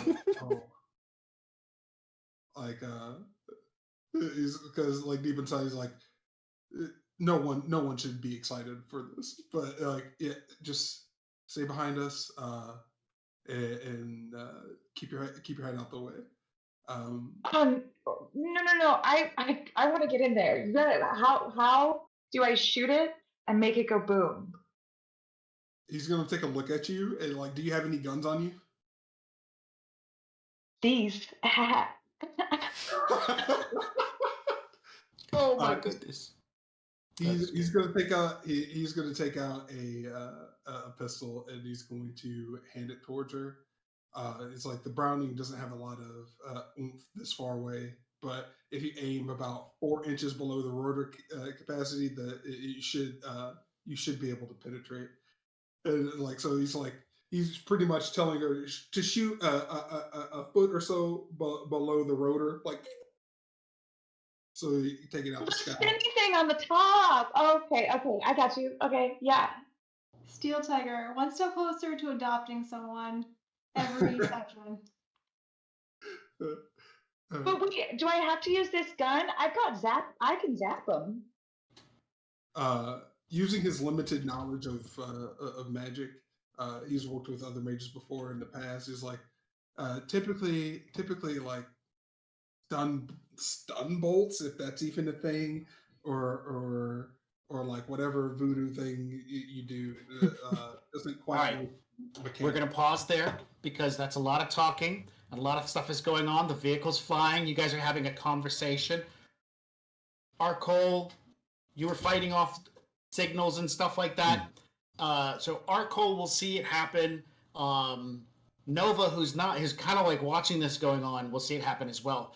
The two infrared things on the front immediately flip together, like in unison very quickly, and then icons start appearing on the guns of the guys as they're pointed together at the back end of the transport.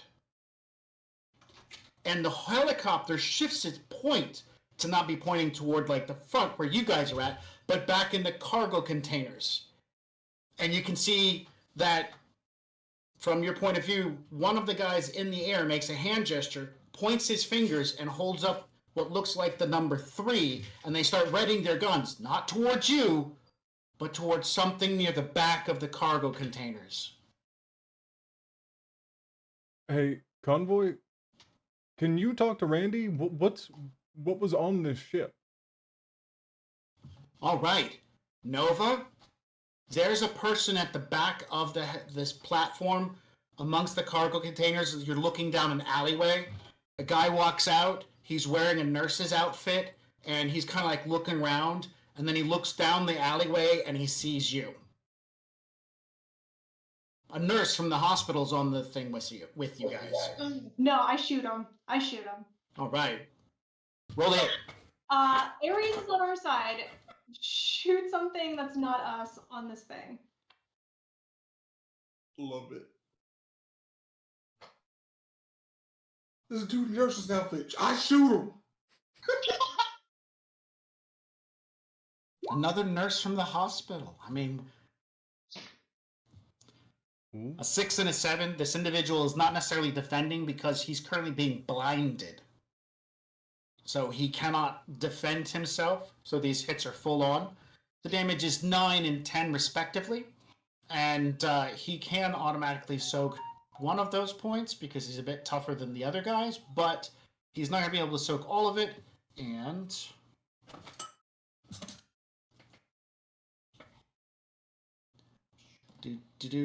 this is almost futile to roll, but I'm going to roll this body check anyways. 1 and 2. So you do 16 points of damage as you ventilate this vampire.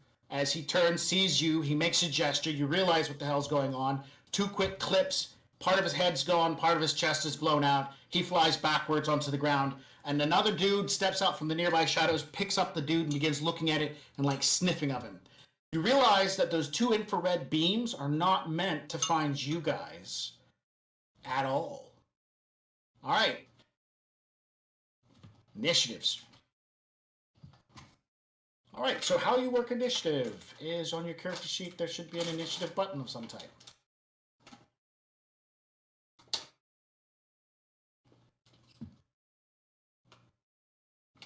You want to click your character token before you hit initiative. Oh yeah, probably done that. Yes, definitely make sure to do that. I'm going to write my initiatives down. Do I have one? Oh my gosh. I just headbutted me. Whew! Just That was a good one.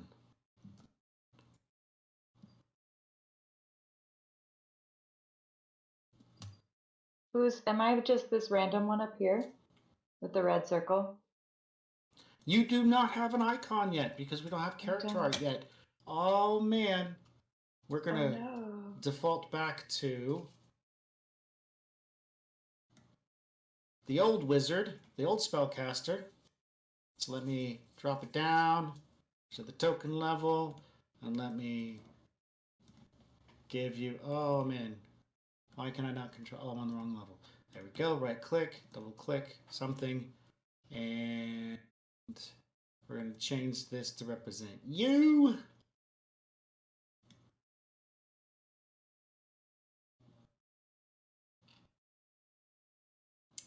There you go. And then Whee! name. Do you want me to re-roll? Cancel. Can you try clicking on that token now? See if you can manipulate Yeah, it. I can. Okay, cool. Great. Do you want me to re-roll? Yeah, reroll. Okay. There we go. I did it. You're in the thing. Convoy, you're up first. All right. Now that I realize my mistake and I just was not figuring for Ares to be on our side, I will use one of my minor actions to tell Goose to help Nova. Basically, give covering fire.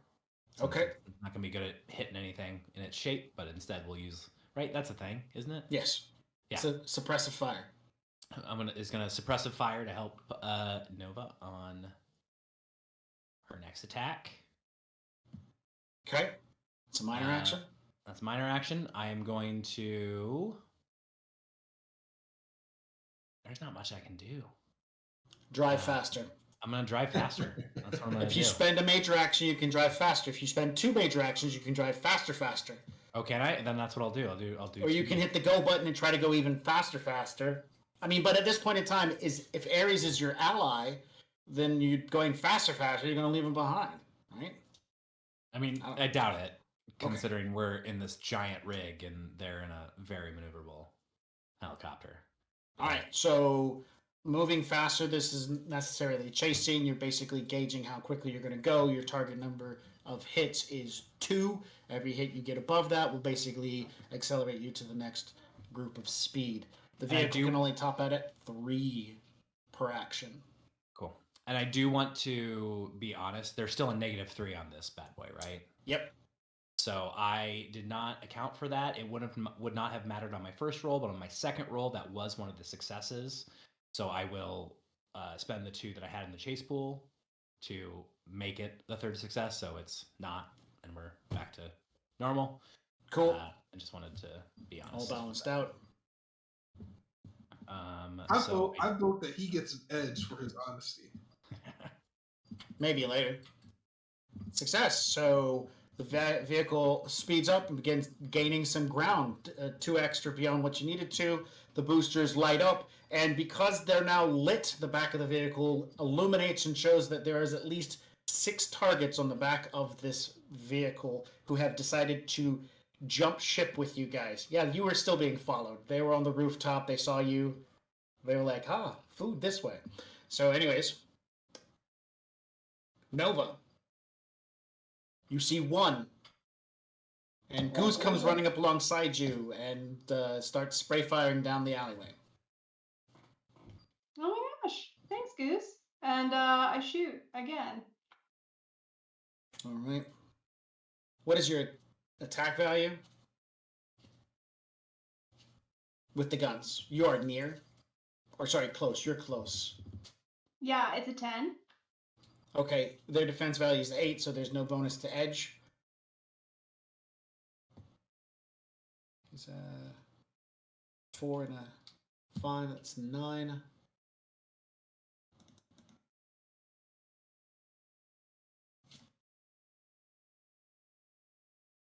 Oh yeah, ignore that +8, so that was 1 success.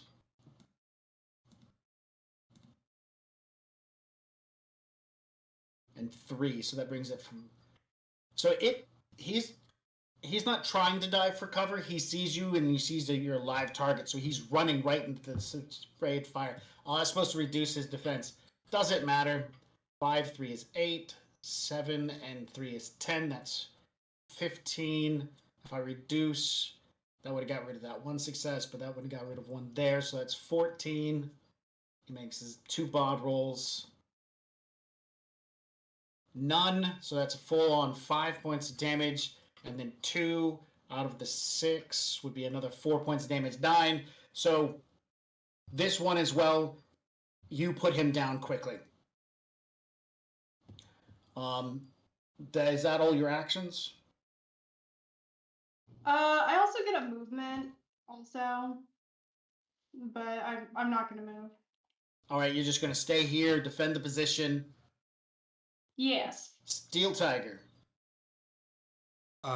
Steel Tiger, after he gave Technosiren the pistol, he's after the guns start blasting. He's gonna look back. He's like, forget that, center mass. Like he's gonna tell her to aim for center mass, and he's gonna step in front of her to like kind of shield her, and then he's going to let fly at the nearest vampire bro.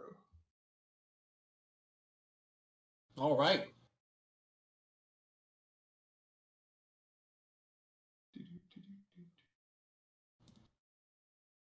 What's your attack value?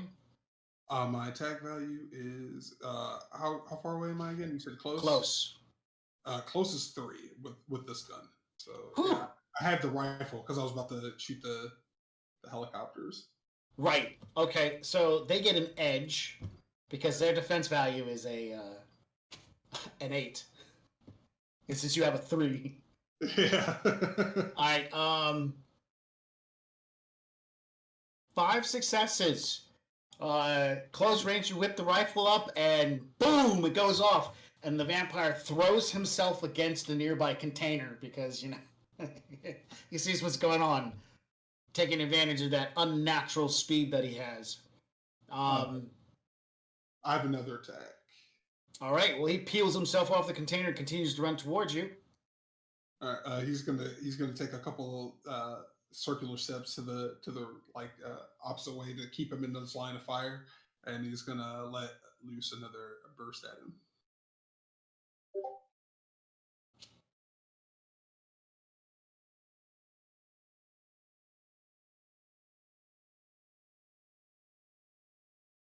He tries once again to throw himself toward the wall, but it's not as effective. 11 points of damage. He's going to make his body check versus that 11. He stops 2 out of the 11, making it a 9, which will put the vampire down. The spray hits him. He crumples quickly. The other 2 behind him continue running. Next on the initiative is the vampires. The first one charges the spray fire. His attack rating will go down by 2, and so he will leap at Nova. So he's using a 7. 2 successes, Nova. His attack value, by the way, with his hands are 8.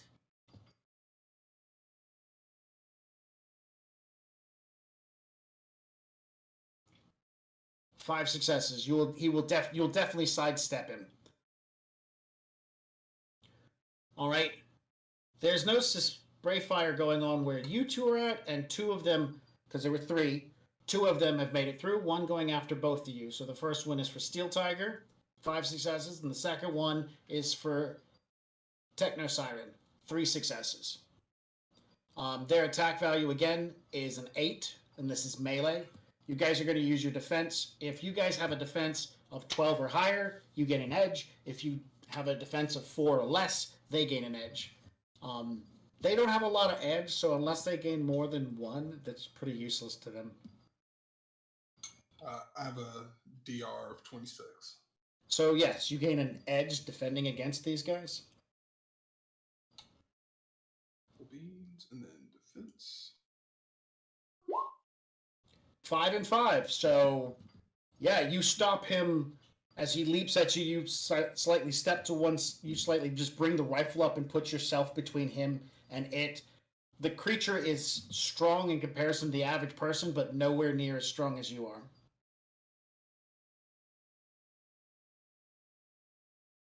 Keep your eyes peeled. He says as he's Uh-oh. like wrestling with this thing.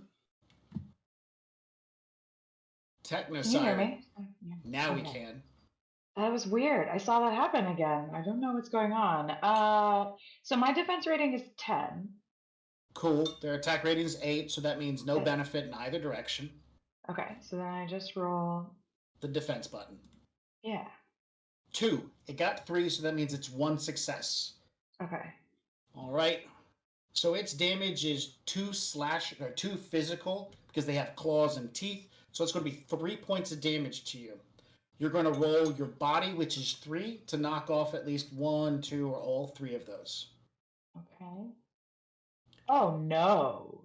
All right. A critical glitch on a attack from a vampire means they bite you. Ah! Yep. So Steel Tiger, as you're like, bam, bam, you look over, the nurse has been leapt upon, and the orderly in question has dug in his teeth for 3 points of damage to you. Obviously, it's against some kind of HR violation, right? Right. This is not okay. This is bad performance of the workplace. Ah! All right, so on your character sheet, you have you already have some damage marked. You can probably take that off. I don't remember No, how I you just take did them it off. right now. Oh, you just did that. I just did that, yeah. Cool. All right. That's you can reset your stun track though because that was from earlier. All right. So the creature's jumped on you. He's bit into you. It hurts. Ow. Blood. Actually, this is a PG-13 game, so there's no blood. Oh, This is. It's just. I'm like a Sour Patch Kid inside. All right. Next in line is Ares themselves. So they go on 18, and they're going to take some pot shots at the vampires that are not physically engaged with you guys. That's going to be the first go-to. There are 2 left at the back of the vehicle, so they're going to shoot at them.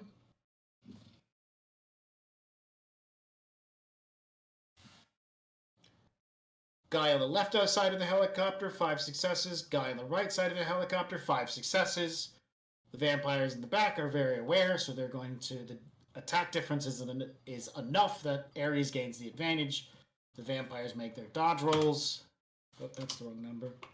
A 4. Ooh, that's really good. And a 3. Unfortunately, a 8 plus 2 is still 10, and then an 8 plus 1 is a 9. More than enough to take out both the vampires. So the soldiers, the Ares corporate individuals who are on the helicopter begin spray firing toward the back of the vehicle. They make 2 kills, leaving it down to only 3 vampires. 1 fighting Nova, 1 fighting Steel Tiger, and 1 fighting Techno Siren. Next on initiative is Arcole. Arcole, given that he started off relatively close to Techno Siren, Yeah. I am going to make... What gun was it that Steel Tiger gave to Arcole while we were in the hospital? Yeah, he gave him a pistol. The pistol was a Ruger Red Hawk, which is also, I have 2 of them, which is I also gave one to Techno Siren. Which would explain why when he pulled the trigger, it shot out of his hands. Had a little oomph. Right now, all I have in here is my in my character sheet is this machete. What's the close damage? What's the close roll attack? on? Close attack? 7. Oh. So you're pretty equal. Well, no the benefit one on in my either direction. the one on my machete is 10 close. Okay. Yeah, it's probably better for close range versus the heavy pistol that's better medium to long. Right. Well, while this vampire is currently occupied by Techno Siren, I'm assuming that he's bloodlusted, and Arcola is going to get as close as possible to this vampire's head away from Techno Siren. Sure. Okay. All right. So this is a replay of what happened last time, which I'm good with. Yeah. Oh, you know, when it's the color yellow,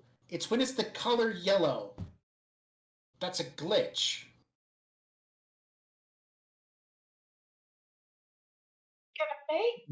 How much damage did your gun do? Yeah. It's 3 physical. 3. 3 physical. Yeah. Okay. I think it might be time for a break. Yeah, you know what? Let's go to a commercial break. Commercial! Bye-bye. Bye!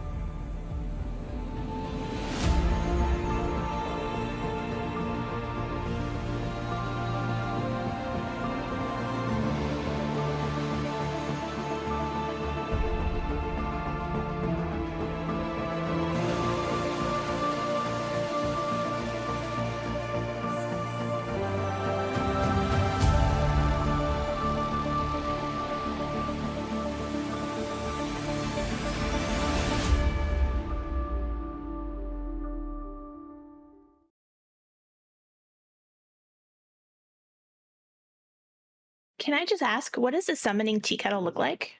Oh, a summoning tea kettle. It is made out of cast iron that has been painted ritually with symbols in blood, obviously, that are then coated and shellacked over so that they don't flake off, that way it can last for centuries. And we use a nice clear coat, though, so you can see them quite nice, quite clear. We mix in, with the blood, we mix in the iridescent paint, so it gives us a nice little beautiful shimmer, especially as it heats up. And as you heat it up, that's where the magic happens, because that is when all of the symbols start to glow and get bright and beautiful. And as the tea kettle whistles, that is the summoning ritual complete.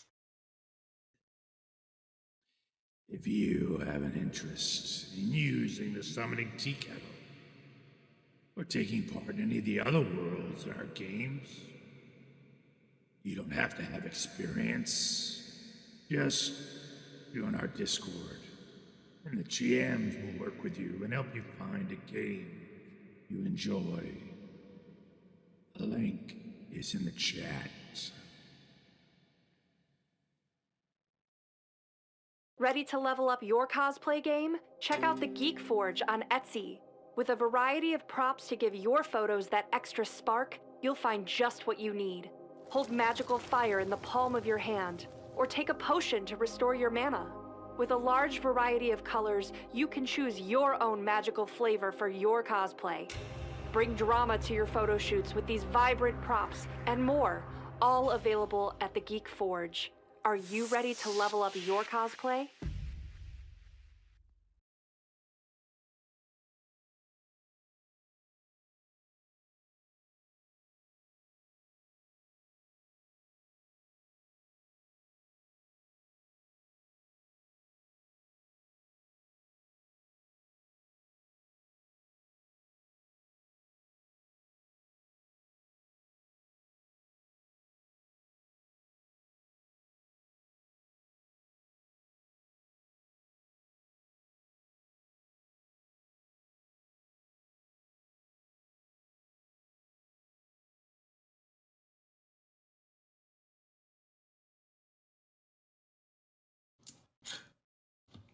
Hello, welcome back everyone. I'm so glad you stuck around after those commercials.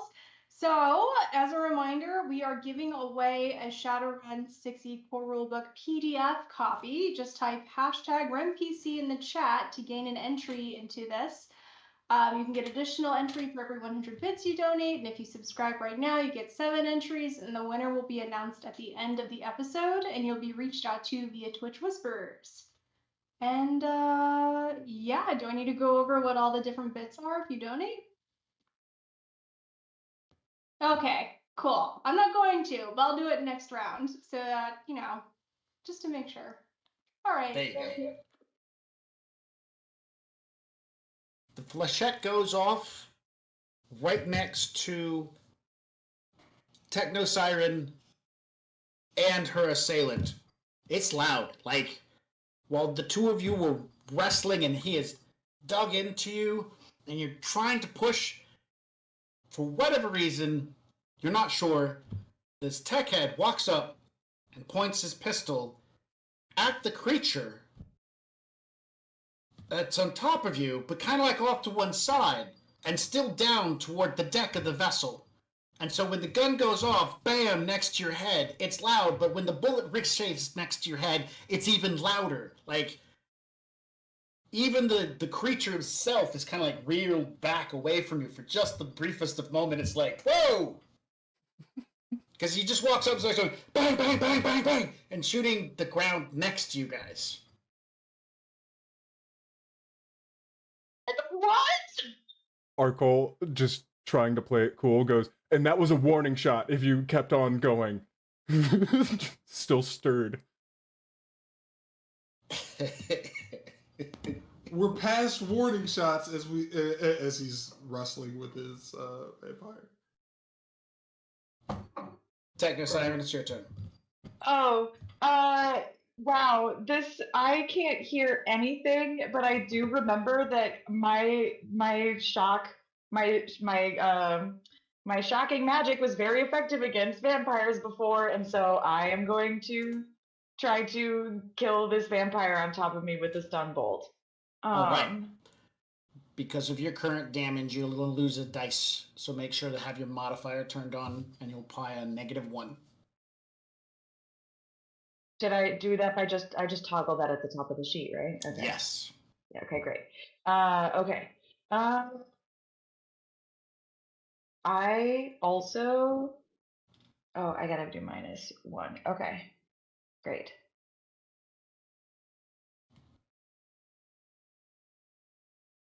Two hits.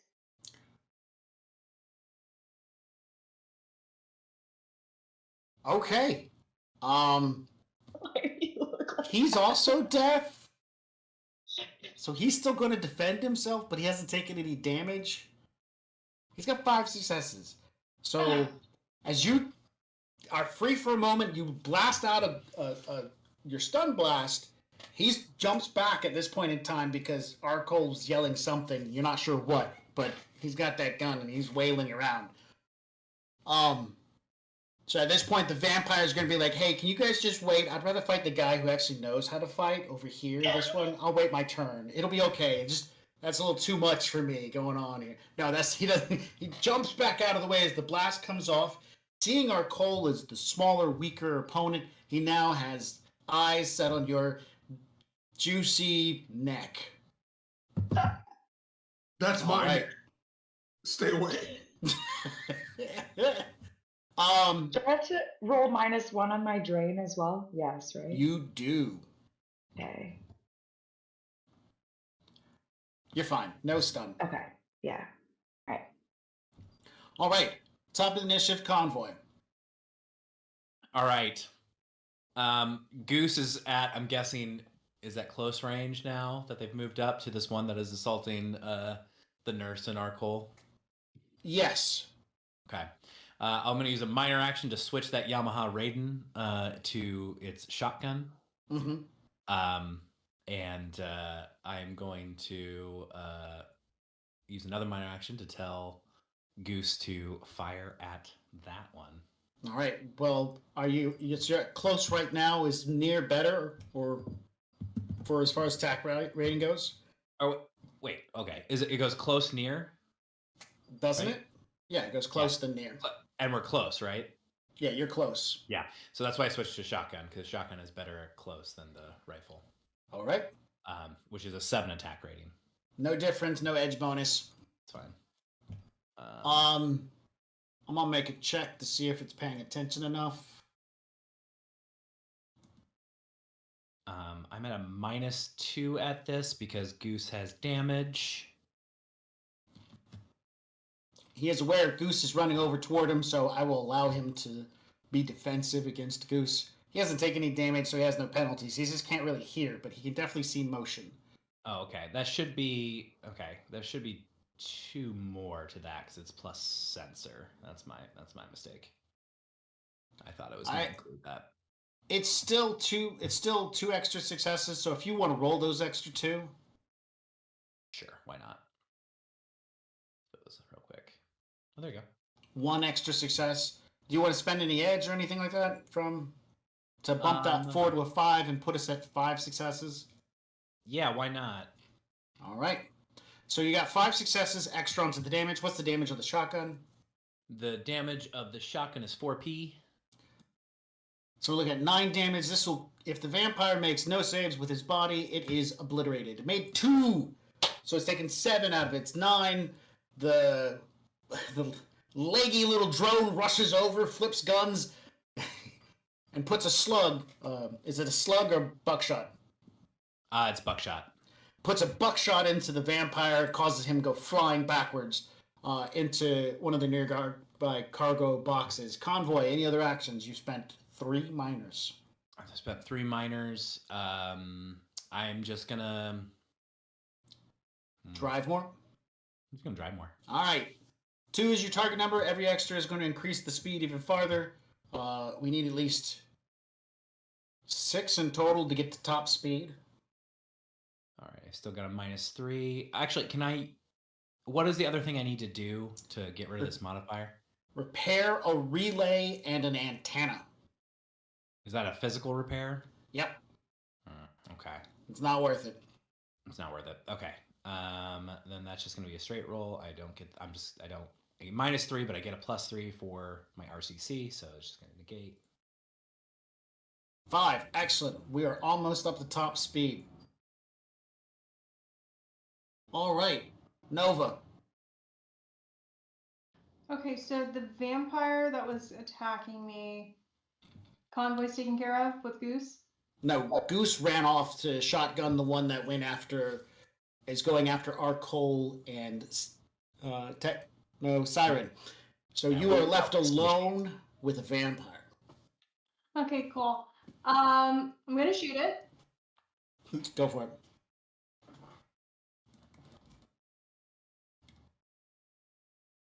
It dodges.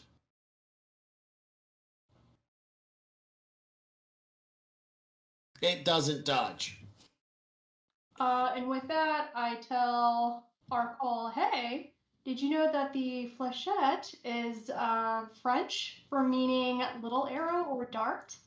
And sometimes it retains the acute accent in English. They have been used as ballistic weapons since World War I. Were you there for that? Are Cole still backing away from this vampire going after him?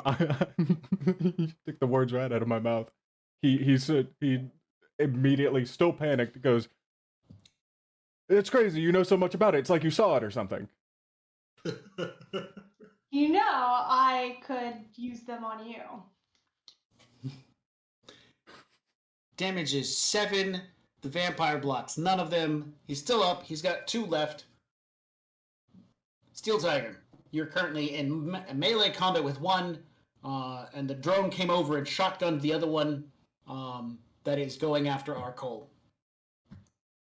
So he's going to do kind of like a swim move with the rifle.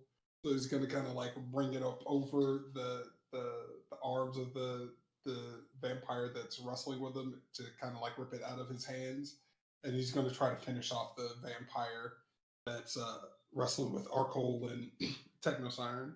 All right. Before he goes back to the other one. I'm assuming it's still close. If it's still close, then it's only 3. Are you using like some sort of martial arts kata to? Oh, I mean, just Bash it? no. It's just basic like like if his arms are. Oh, right. You're based. Okay, yeah. Then go ahead and make your attack. You are near at this point because of the range. Near? Yeah, he's near. So he's -2. Okay, then you have an edge because of near. He's lost 2 dice, so he's only rolling 7 as he stumbles forward. Cole, he gets 2 successes. How many do you get with your shot? 11. Wow. So, 17 points of damage. He only had 2 left, so... Arcole, you are now covered in vampire guts. And then he's going to go ahead, like he's going to continue the motion, so he whips over, shoots this guy, and he's going to make another turn to face the one that he was originally facing, but now he has like a foot or 2 of space, and he's going to try to light this guy up. This guy's doing like some duck, bob, weave, dodge maneuvers and gets 1 success. Oh, Jesus. And you get? I get 6. 6. So 5 plus 8, 13. As he tries to bob and weave, you just drop the gun, center of mass, and just pop the vampire, and he goes rolling backwards. After your initiative... What's that? Like after he shoots the 2, he's like, "Is everybody okay?" Nova's currently fighting one herself. I don't think Techno can hear anything still. So it's just me drenched. Just better now. This is somebody else's blood. Thank you. All right, the vampire goes after Nova. He has taken some damage, so he loses 2 dice. Nom nom. Oh, that was the wrong one. Ignore that one. I didn't knock off 2 dice. It's the second one. 3. God, hit the button too many times. 3 Nova. 8. Yeah, not a problem.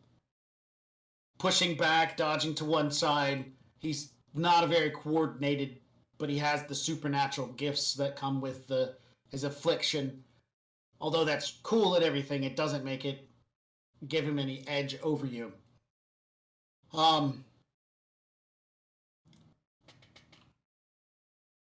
Nova, you hear over the pan,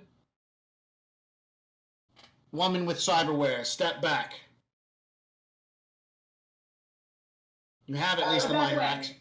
All right. Thanks for the past. 10 successes, the vampire gets obliterated by a shot from Ares. All right, that was over like their comm. That wasn't like in your comm. That was out of the speaker. The moment that vampire goes down, the helicopter starts to drift away toward the hospital, and you can hear over the comm, "Vehicle clear. Not our priority." And they begin heading toward the hospital, which Those other helicopters are doing stuff. You guys seem to be free and clear at this point in time. We're going to drop out of initiative. All the vampires are dead. I love not being a priority. Thank you.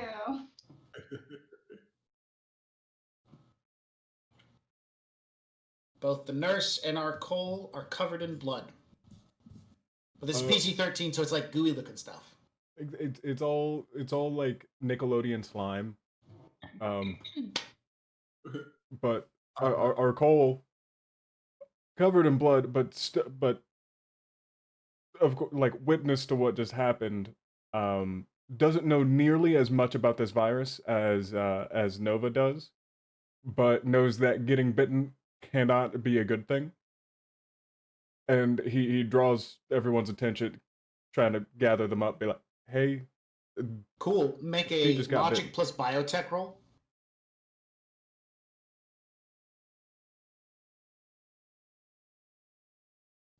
Could Convoy assist with that nice little drone with arms that's attached to his armor?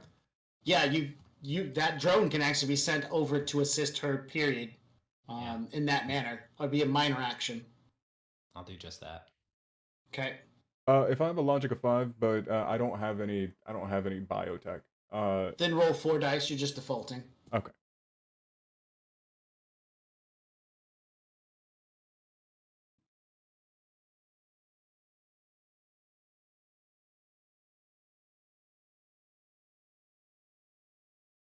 Two hits. 2 successes. From your understanding, you might need to suck the poison out of the wound.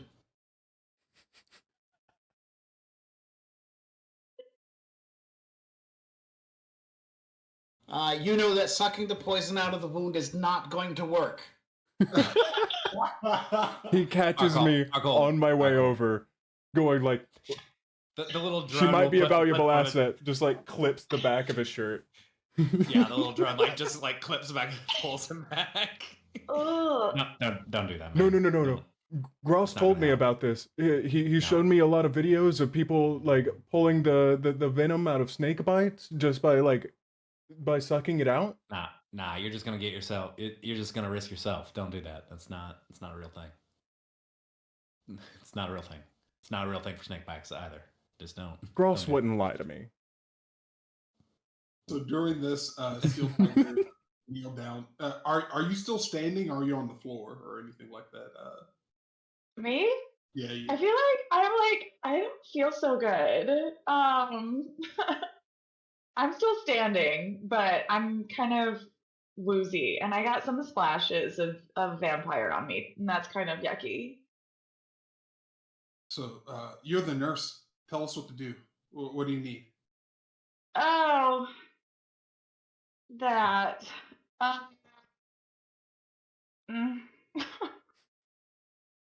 Guys, I thought we already established she's not a real nurse. We were just letting it know.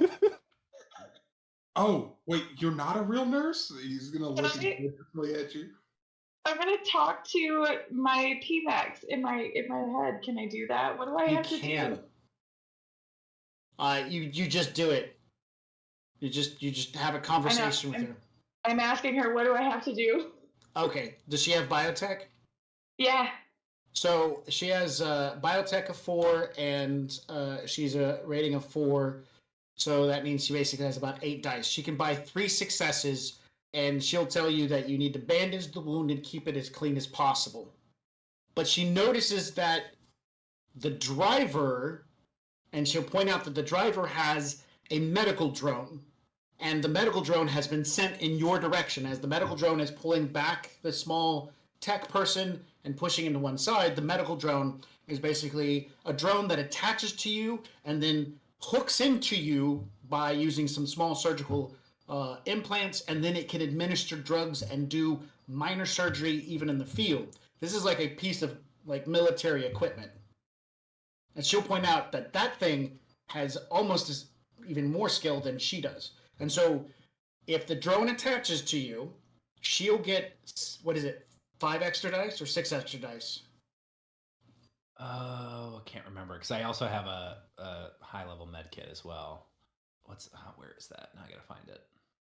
Where's that medical drone at?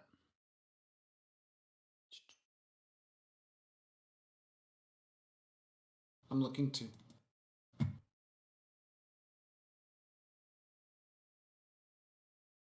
So is the robot gonna suck the poison out, or is that? Yeah, man. Basically, Okay. I think that's the idea. Maybe if you ask the machine nicely, You'll ask it nicely. Bring it roses. It's under the equipment one. Where's the equipment one at? Or maybe it's under the drone one. Is it in the crates? Might be in the crates. Is that where we got it? Yeah. That's why you. No, you got it before the crates. It's definitely under the equipment rules. Man, I gotta organize this stuff better.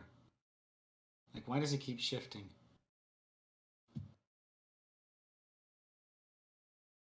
Vixen RX. Here we go.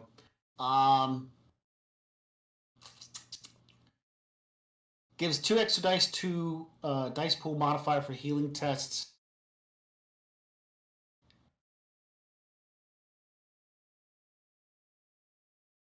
And what was its rating? Do you remember? I don't. Uh-oh. I don't have. Why don't I have it in my? Y'all just never get hurt. I'm sorry. I'm gonna be The first person to get hurt. I'm really for real. All right, I do believe it was like a rating 6. I think I'm just going to go with that because that's what I remember mentioning. So it gives 6 extra dice to your PMAX to administer when do whatever, which would be 6 extra dice is going to be like 5 successes to administer like field levels like assistance at this point in time. So all you have to do is not wiggle when it's attaching to you. Yep. Yep. I will hold very still. Do you have any type of armor on? I mean, yeah, I do actually. Okay. I'm wearing an urban jumpsuit. The urban jumpsuit does not have any already pre-designed connections, so it's going to have to cut into your urban jumpsuit. It's going to make small holes as it attaches to you. And basically, you're going to have this drone who's hooked onto your shoulder for a short period of time as it has tiny arms and starts working on you. So Can I just zip the top half of it? yeah, you could totally do that. Otherwise, it's gonna take the initiative and just start cutting and doing because that's what it does. Oh no, this was nice. This is expensive. So I So it's think got at little this knives point, coming at you.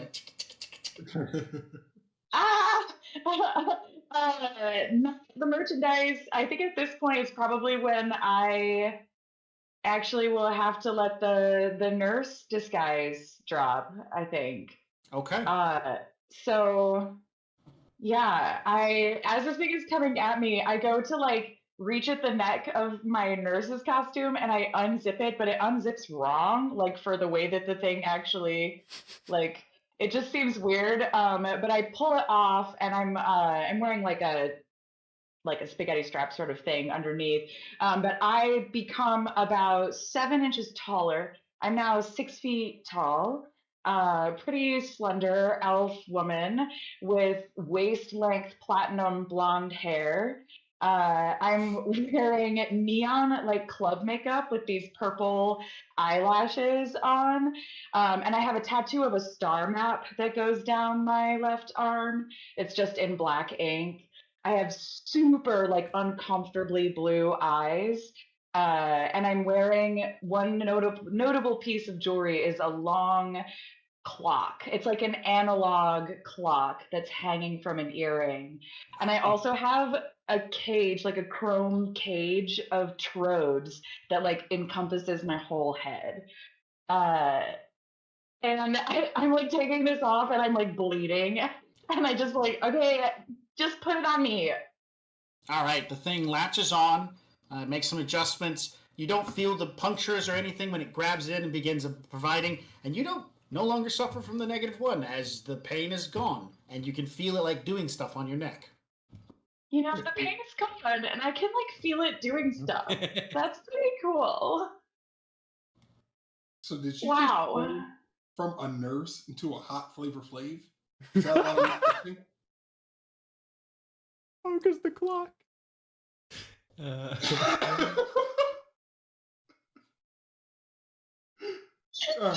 Flavor love Flav. I've never been called Flavor. What's Flavor Flav? That's cool. You never heard of Flavor Flav? Later. We're gonna have a whole study session about Flava Flav. But first off, you just transformed, basically. Oh yeah, no big deal. It's just a cool little trick I learned in school. Oh, so you're a mage? What should I be calling you? Oh, you can call me Techno Siren. Pretty cool, eh? Although now I'm like seriously thinking about Flava Flav. I am, we're just gotta figure out the name. We'll try it out sometimes in action and we'll see how it feels. Try it on. This was awesome! You are so cool! I can't believe I caught all of that. Well, so Techno Siren, as it were, you doing okay? Just go ahead and just relax. Do let the robot do its thing. Oh, it is doing its thing. It's feeling Oh. great. What the hell are you doing here? Wow, well, this night just really got away from me. I'm on a heist, obviously. Wait, I'm actually probably not supposed to tell you that. I mean, well, the cat's out of the bag, unfortunately. But like, do you have a buyer for whatever you're trying to steal, or is it just a personal mission? Yeah, I do. I do this all the time. Yeah, I'm gonna go ahead and You charge did- intentions on that. I know, right? Eyebrow goes straight up as she says that. Now that I see a real face, I would also like to do a general matrix search.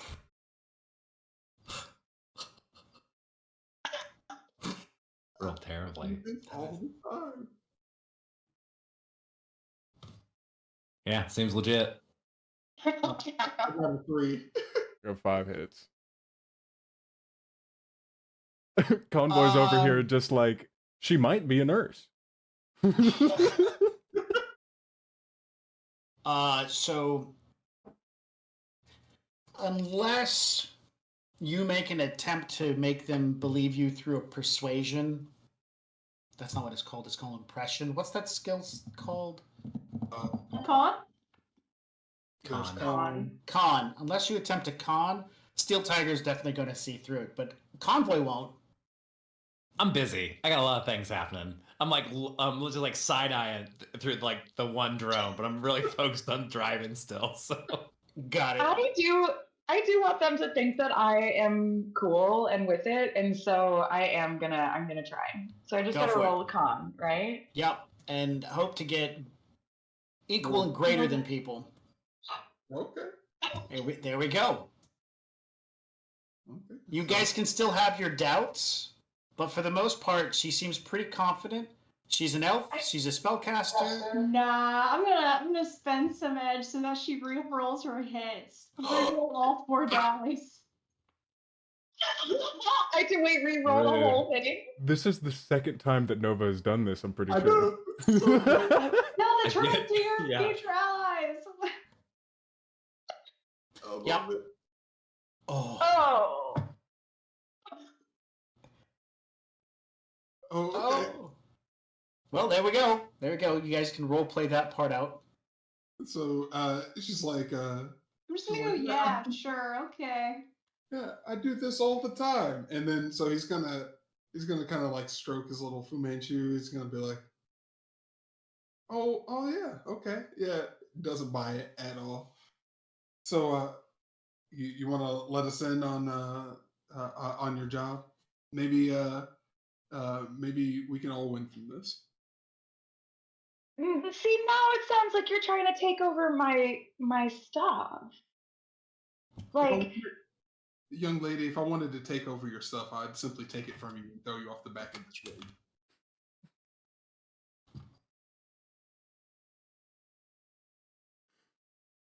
I believe you.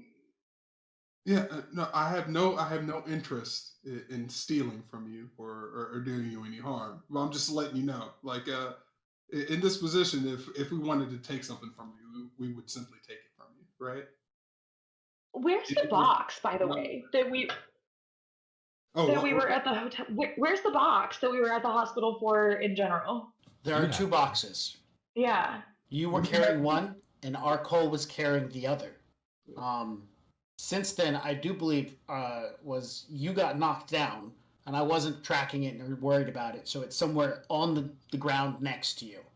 And then Arcole crashed a few rows over, and we're assuming it's still over where he crashed out to go manipulate things and clear you guys' path behind you.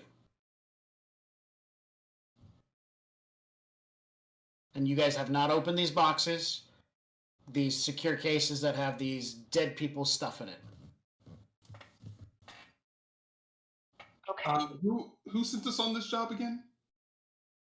It was It was Icarus. It was so that we can get our sins that we need to access Emerald City. so did Icarus send you? I don't know the person that sent me, right?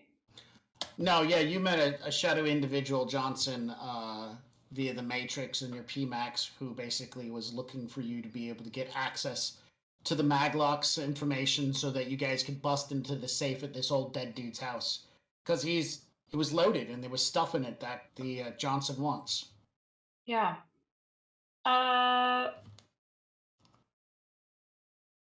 Okay. So I will tell you, but you have to let me run with you. Like you have to let me run with you. I'm pretty good on my own, obviously, but you all have a lot going on that I just I think that we could work well together, and I will let you in on my job. I agree. Few people are actually better off alone, regardless of what they think. Everybody works better in a team. But yeah. All right. So go ahead. Lay the Okay. deeds. So it's a heist, right? Shadowy figure on the Matrix contacts me. Some old dude, right? Has some treasures in his safe, right? And so I am going to go and break in there and steal it. But then get this, the key is in the hospital. And so I go to the hospital and I'm trying to find it. And then, as you all know, that's when I ran into you. And then you all were fighting these vampires. And that was really cool. And now we have these keys. And now we just have to go. I mean, it's very easy. The guy is dead now. So, we just have to go in there and steal his stuff. Easy peasy. What do you expect to get on the job? The gentleman that when he offered you would be able to keep everything in the safe, save for the small black box of jewels that he wanted, and he was going to pay you 2 standard, which is roughly 6,000. Okay. He said I could keep everything in the safe. And I figure, rich dude, right? Well, okay, not everything. There's some gems in there or whatever. So it was in a little black box, and I just don't touch the little black box, but then everything else in the safe is all mine, plus 2 standard.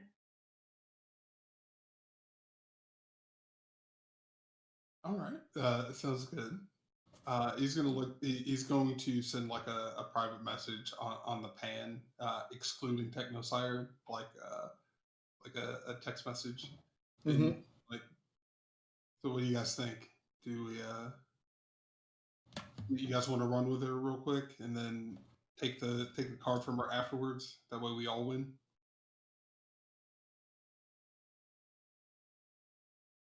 Yeah, sure.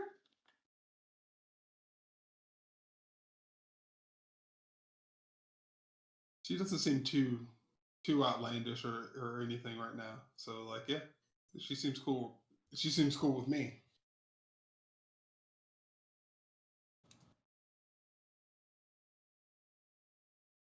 And All right.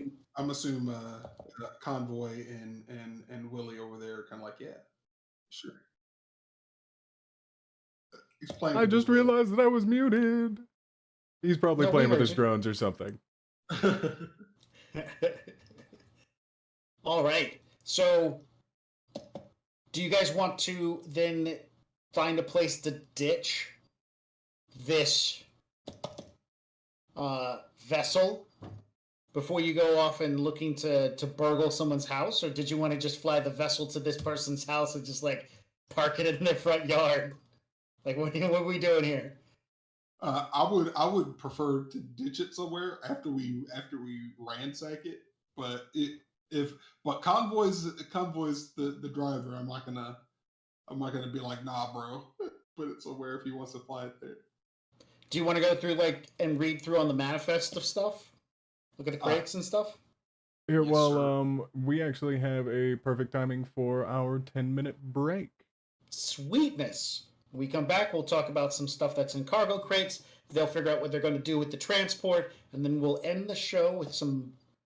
I forgot the words. I was going to say words. Breaking and entering. B and E. Oh, some good old B&E. Always Yes. good to end the day. Get some criminal on. Get some crime going. Back in 10.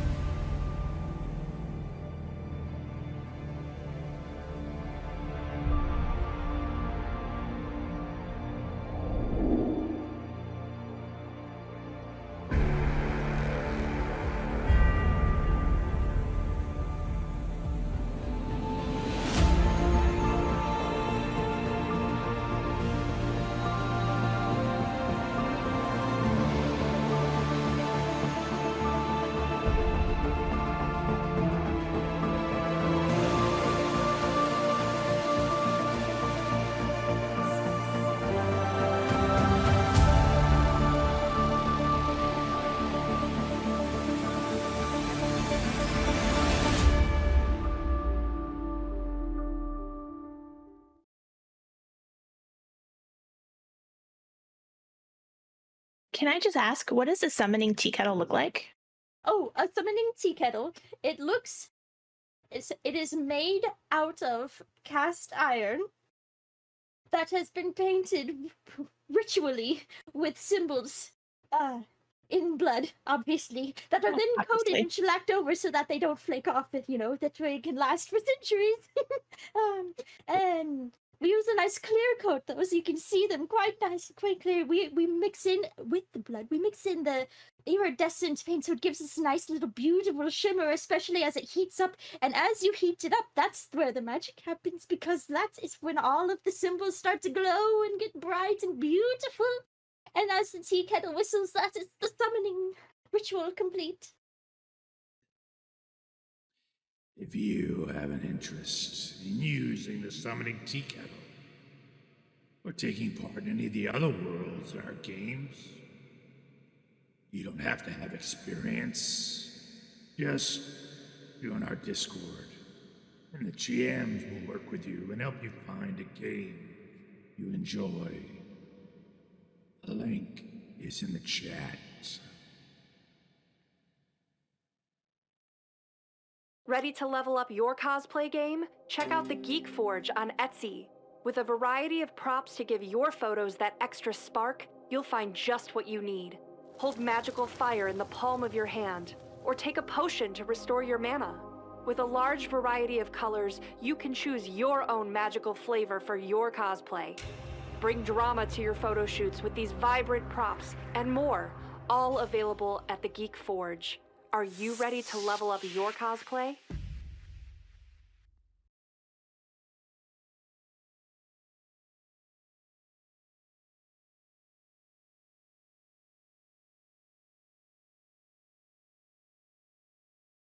Hi everyone, welcome back. Just letting you know that this is a last call to enter our giveaway.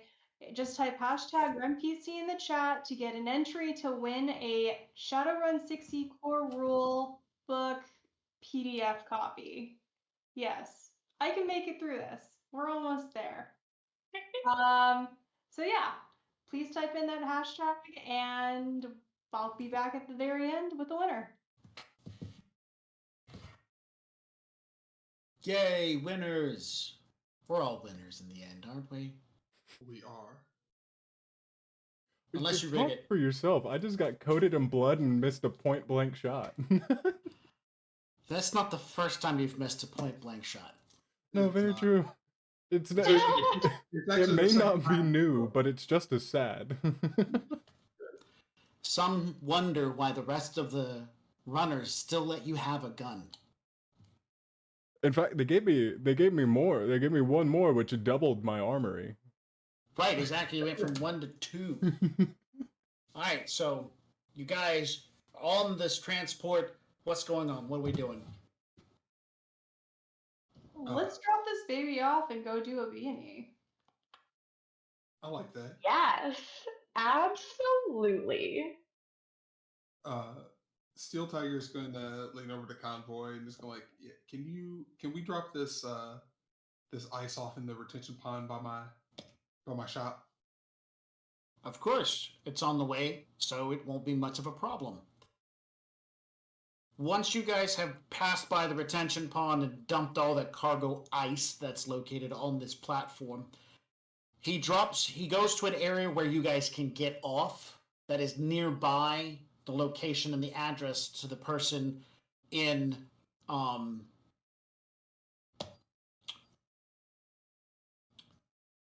to remember what it's called. It's brain fart now. Not downtown. Auburn. North end of Auburn. So that's where you guys are going for this home. So you're going to have to hoof it a little bit, and then he's going to take this platform, and he himself is going to fly it to a location, ditch it, and then he's going to ride Mama Bear back to his place, and you guys can catch up with him later. There's no reason for him to join with the B&E. You guys have this. So, that all takes place. You disembark, he flies away. We'll say you catch a bus. Use some bus passes. There you go. Use some bus passes, and I'm sure Arcole can make bus passes.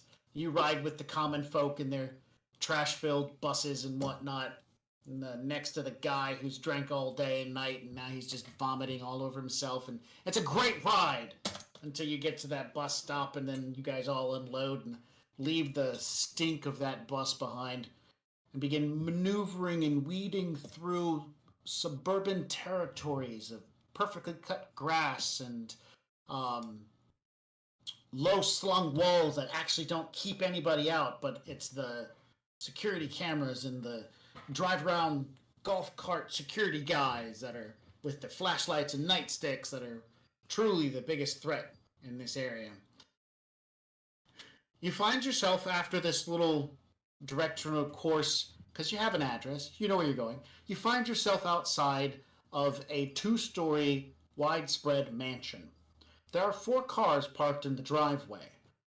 There are lights that are on, and there are icons that are running. A few of them are comms, a few of them are cyber terminals, the locking mechanisms, security devices, yada, yada, yada, yada, yada, yada. All of them have value to them in some way, shape, or form, but this is the address you've been led to. You've been told that there's nobody here, that the resident is passed. You have a box that inside this box, and we're just going to assume you guys have cracked the boxes open. Inside the box is the dude's SIN, his ID.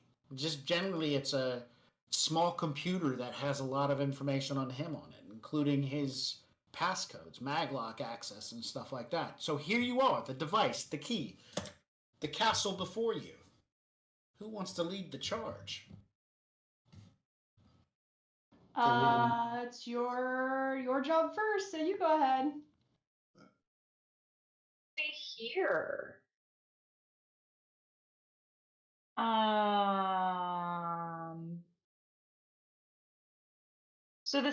So they're all like awake and like moving around and stuff like that. We might need to find a distraction, right? Well, there is lights on, and there are icons in the matrix that are active and doing things, and like one of them's a floor sweeper, but that doesn't mean there's a person in there, unless you could magically see through the walls to see people moving around. You're not going to know. Weird. I think I can actually do that. Oh. I just roll. Go ahead. I could just roll astral for that, right? You are correct, and you're looking for 2. The background noise here is really little tiny. Background energy is really weak, so it's not a big deal. You just need 2. 3. There's a dog in the house.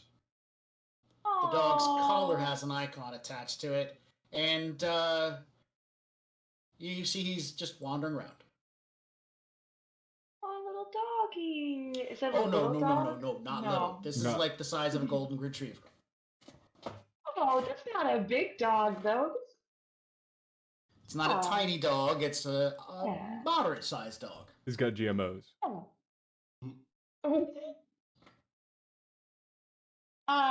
Okay. I will say, all right, well, okay, the coast is clear. Is anybody afraid of dogs here? I pull out my gun. No. Please don't shoot the dog, okay? I switch No. it to stick and shock. Okay. So as she's standing there, her gun begins like changing. The clip itself moves for a minute, and it changes over to the stick and shot clip. How many dogs? Just one. Just a little guy. So actually, I'm really curious about my physical mask spell and whether or not I would be able to use it to impersonate this person. I don't think I ever met him, but I have his SIN. Yep. So which means you can, if someone has computer skills like yourself or anyone else, they can bring the information up and get an image of him. Ooh, because that will also make me smell like him, which will make me so that the dog like doesn't get thrown off. So I feel like I might need your help with this, and I like send it to you, Arkle. Yeah, I was definitely at least going to try to get in there to help create that physical mask if that's something that I can help with. Yes, you can bring up the necessary information so that she can cast the spell. Is there anything that I could help with accuracy? Yes, that is correct. You will be making a logic plus computer test. The number of hits you get, add extra dice to her dice roll for her physical mask. Got it. It's basically a teamwork test.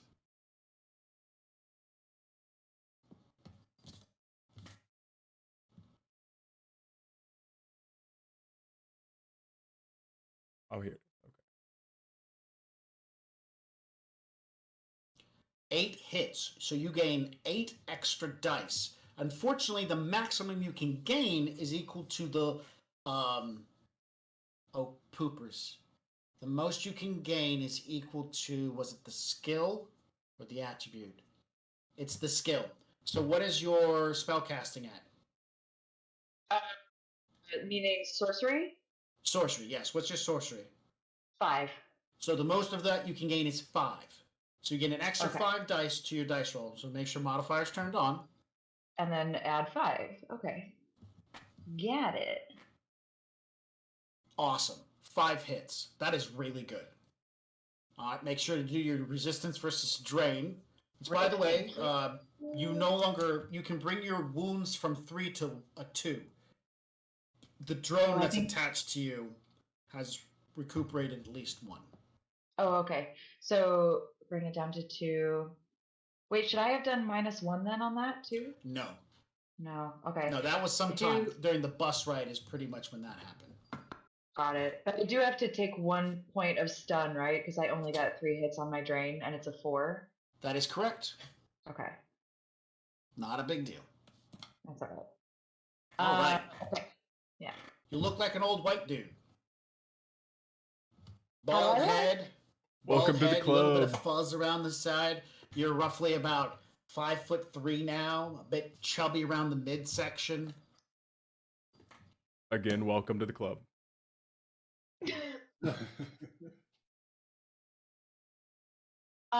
And with that, I will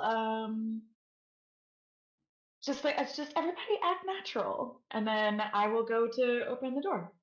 All right. As you walk up, she said she's going. Are you stopping her? Yeah, as she's going, he's gonna put a hand on her shoulder, and he's gonna be like, even though he knows she says that she's done this all the time, but he doesn't believe her. So he's like, do you know how many people are in the building? Yeah, it's just a sweeping robot and a dog.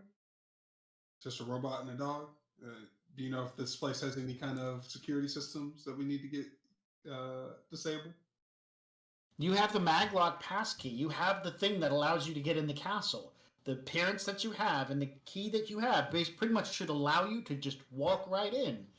I mean, the cameras are going to see the dude who's dead, but that's not your problem right now. Your problem is to get... So this is the plan, you know? Oh, yeah. Chris gets that. Steel Tiger doesn't know that. He's just trying to make sure that they're not walking. No, I'm just reaffirming Tara what her character already knew ahead of time. Gotcha. Okay, cool. Do is I would raise up the little key and I'd be like, I think I got this. And I'm just gonna go ahead and do it. All right, Godspeed, and he's gonna try to find the best vantage he can, and then try to cover the building and try to look through windows and whatnot. Do I need to break in at all in order to see through these cams? Is that going to be you something that I have would, to- but if the person who owns the place gave you permission, you wouldn't have to. So with that sin, okay, so I can just go ahead and see through. I'm effectively in the host. As soon as she walks up and runs it through and then points out that your comm is right over there and you have permissions. Got it. I'm gonna go ahead. She just have to make a computer roll logic and make at least two hits, and then she'll be like, "Oh yeah, I just pushed this button, and now you have permissions." Yeah, Arcole is gonna send over a request for permissions over to this now bald white dude. Mm-hmm. What? Oh, we didn't hear most of that. You got cut out. Why is this happening to me? What I have to roll on computers though to give this to happen? Logic plus computers. I have computers, but my PMAX has electronics. Does that count? Yes. She can do it for you. Great. She does that. So then, for her to roll, she doesn't roll. She just buys successes. Oh, anything that is a drone, PMAX, a computer, devices that make dice rolls, they don't. In this setup, they buy successes. They're better at buying successes, so for every 3 dice, they can buy 1 success, but they never roll. Got it. Okay. So yeah, So I do it. yeah, done. She punches Done. a few buttons in not the astral, the matrix, and then bada boom, bada bing. Arco, you're in. The Man. scan near the door goes off. It recognizes your face. You use the SIN, the door unlocks, and as you're doing so, there's a chime inside the house, and the dog starts heading toward the door. You can see through the glass, the frosted glass, this big old, beautiful, elderly Rottweiler. Thought it was a golden retriever, but okay. No, it's the size of a golden retriever. Oh. His face hangs down. There's white all over the place. He has the most adorable spiked collar on for an elderly dog. You see he does have some implants, eye implants, so he can see and whatnot. And he just, in his girth, because he's been well taken care of, because he's a fat old dog, he comes over to the door and just starts letting out his bass-like bark. It's me. I'm No. coming out again. Yes. Does it sound like I'm getting better when I get closer to my mic, or is it because it's trying to use my headphones? I think it's just trying to noise cancel you. Yeah, yeah. Once you get closer, you're a lot better. Okay.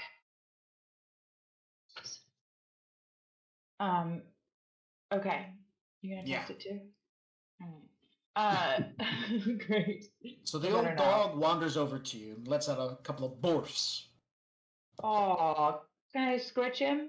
Yeah! I want to. What a sweetie. Now he's going to attempt to recognize you with a quick dice roll. He's got to get 6 or more to identify that you are not the person in question. He has 4 dice to roll. All 4 of them are successes. So for a briefest moment, She's an edge for social tests. This is a social test. I do Yeah, get this an is- edge. Mm-hmm. Does that mean I have to roll something? No, this is No. a social test. The dog is making a social test to identify you. For the briefest of moments, the elderly pup pauses and sniffs you up and down in a bit of confusion, but then gets super happy and wants to pay attention to you. In your calm, you see the words pop up: home, happy, love, bark, bark. I love you too, buddy.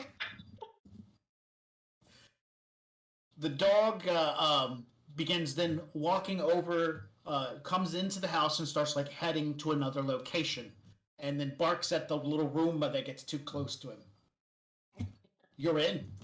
We're in. All right, friends, come on in.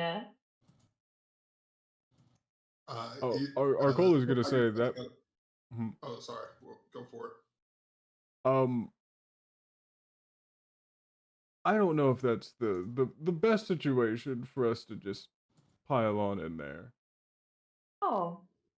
You have not your face on, so you're gonna be fine. Good point. Maybe just the homeowner.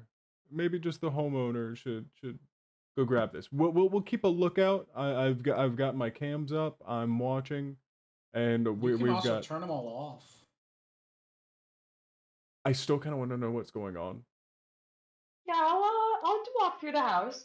I'll is it turn them nice off inside? once we're close. Once we're close to the box, or once we're getting towards the end of the objective. Sure. All right, Steel Tiger. Did you have a different opinion? Did you want to do something differently? Oh, I was just gonna say.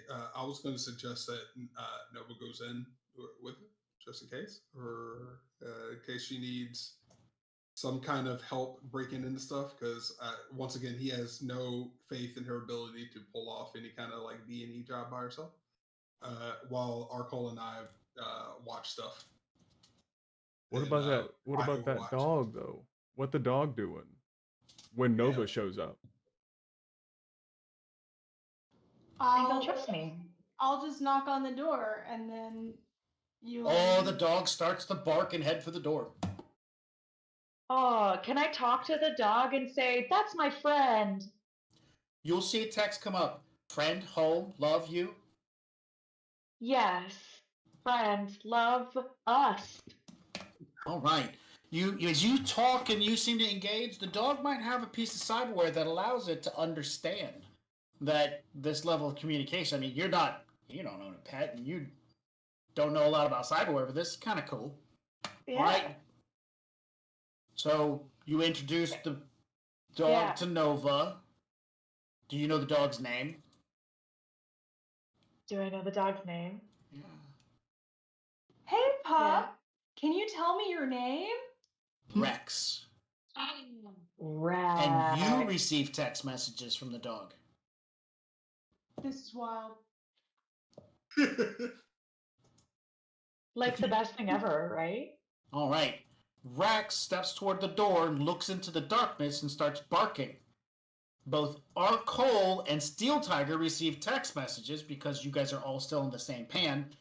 Bark, bark, bark, bark, bark. My yard. Get off my yard. Steel Tiger's going to send back an emoji of a growling tiger, and he's going to be like, roar. All right. Well, the old dog begins to does that throat guttural grrr.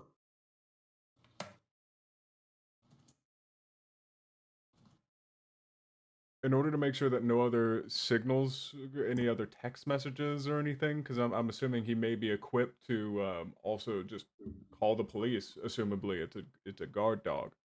Yeah. Can Do you want to check that out? Is that what you're saying? You want to check out, see what the dog can do, like tech wise? Yeah. Let's see what his like general tech capacity is. All right.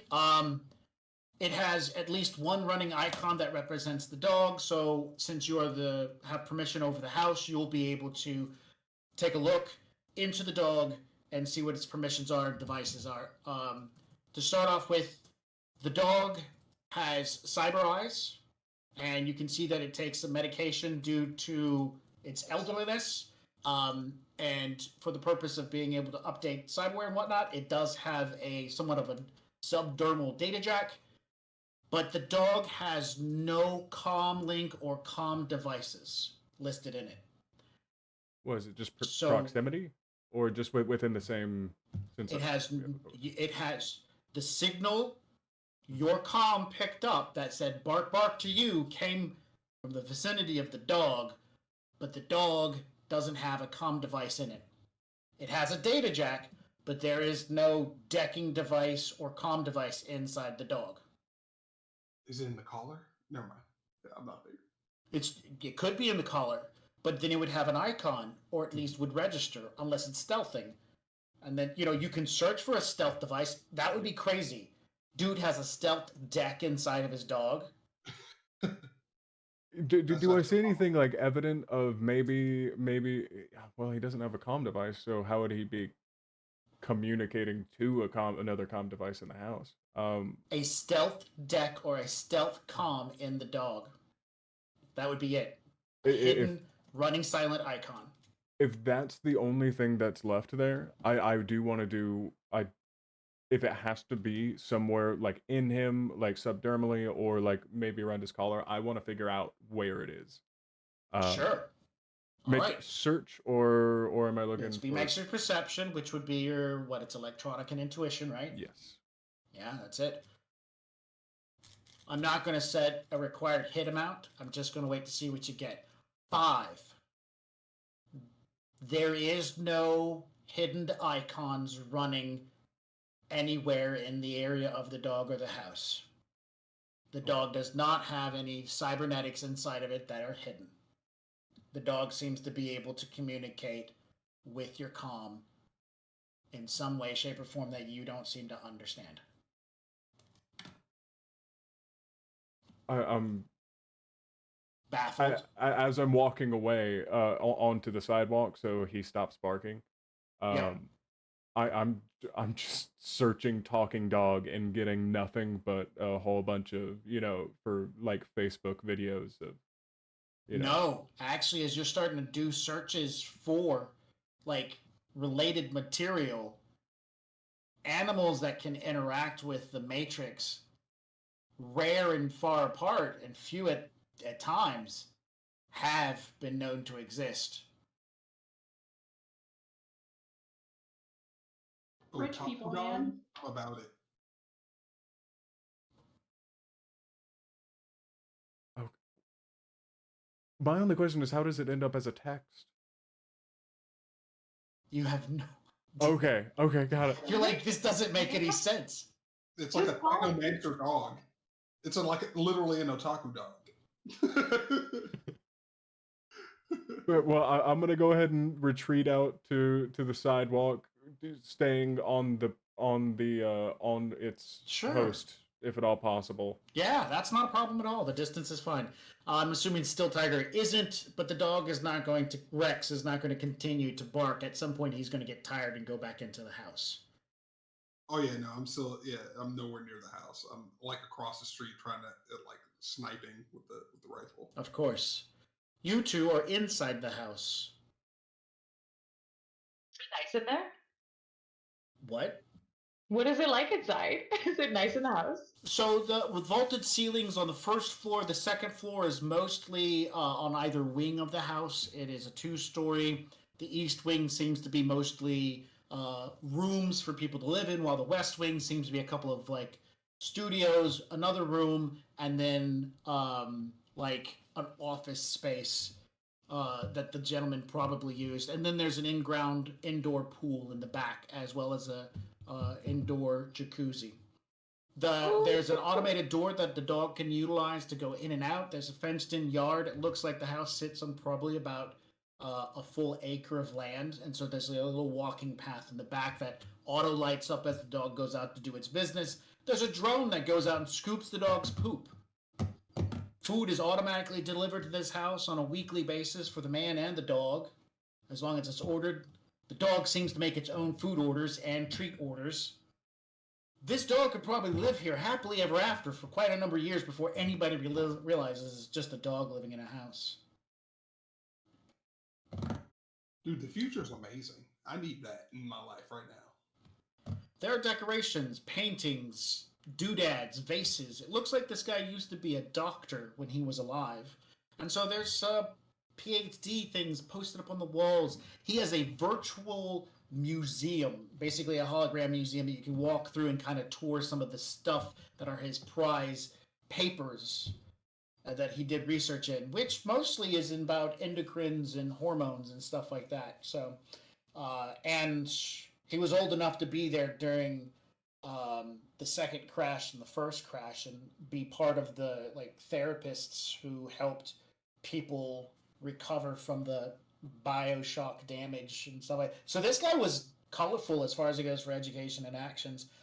But it is when you're passing through his office is when, Cole, you pick up a hidden icon. You finally do pick up a hidden icon as they're moving through. And it's behind one of the paintings on the wall. The painting is of a dude on a throne with a crown, and he is reading a book. You're not really sure what it means, but yeah. I'm immediately gonna shoot out that message to the pan. Just, hey, I'm catching something behind that painting, of him, looking all kingly. Be careful. Take a peek. I can't tell what it is. I can't see it. You want us to take a peek? I have no clue on what it could be. But that could be what we're looking for. Maybe if he's crazy, if he's weird enough to have a painting of himself in a throne, on a throne with all that, like he's probably crazy to put a safe behind a painting.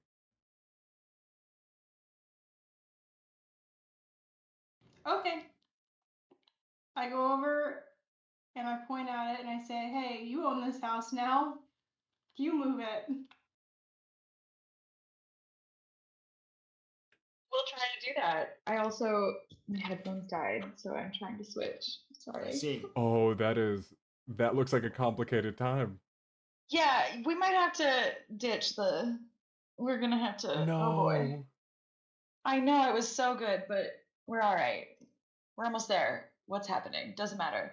Oh, immediately cut out. I still see her talking too. I think she knows what's going on. Did I figure it out? Can you hear me now? You good? Yes. Spectacular. Okay, we're here. I'm real. And I'm gonna look behind this painting because I do own this house. Is this painting of the guy, by the way? No, it is of a man on a throne wearing a crown holding a book. The And I wanna back make wall the is a guy library. holding the crown. Okay. Yeah, no, it's Okay. just some dude, but the back of it is a library and stuff like that. So as you move toward, as you go and you open it, there is a like a high pitched dee dee dee dee dee dee noise when the painting moves. You can definitely see that there is a safe in the wall, and you have activated some sort of security. Oop. Um, I start waving. mhm. Turn off. Turn off. Turn off. Computer plus logic roll. Okay. Oh, hearing that, Oh, can I make my PMAX do that? I can't do that. Yeah, you can. You can. Okay. She begins to attempt to turn it off, and she just Arcole. You hear a woman's voice that you're not sure who she is, and she says, you have access. This is a lot bigger than I can handle. Can you turn this off?" Yeah, no, absolutely. You have what no was idea already where on. this voice came from, but she's now talking to you. And I can't. Can I not sense a form of It's connection? coming from Her PMAX. Technosonic. Can I tell that connection? Or Yes. Oh, okay. Well, I mean, everybody's got a PMAX. Everybody's got a PMAX, so I mean, it just... I'm gonna let while I'm taking care of this, I will actually let Gross and her PMAX get to know each other, and Sure. But what were we going for? Just for a shutdown of what plus what? Electronics plus intuition. I need at least 4 hits.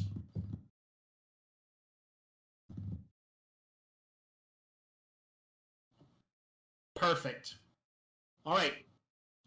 With 4 hits, the automated turret does not pop out of the ceiling. Oh, good. That's very good. Yep. If you'd gotten 3, the automated turret would have popped out of the ceiling and Nova would have to spring into action. But it doesn't happen that way. Very Rex good. does come into the room and start barking at you guys.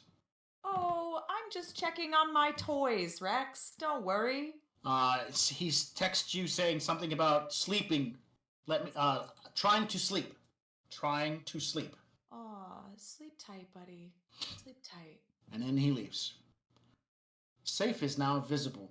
It is definitely made of steel. There is a combination on the front, and it looks like a maglock, basically. So you will apply the SIN, and the door will pop open.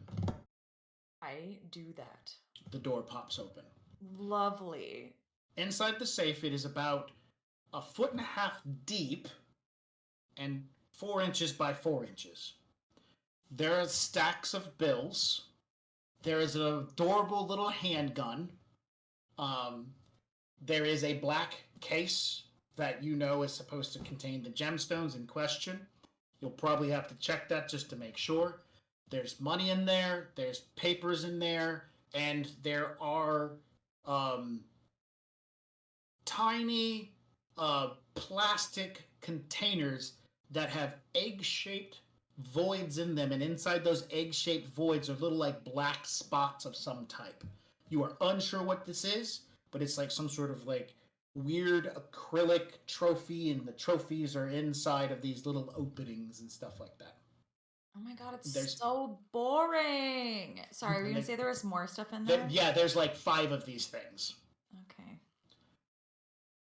Ugh, this is not the kind of treasure that I was hoping to find. What even is this?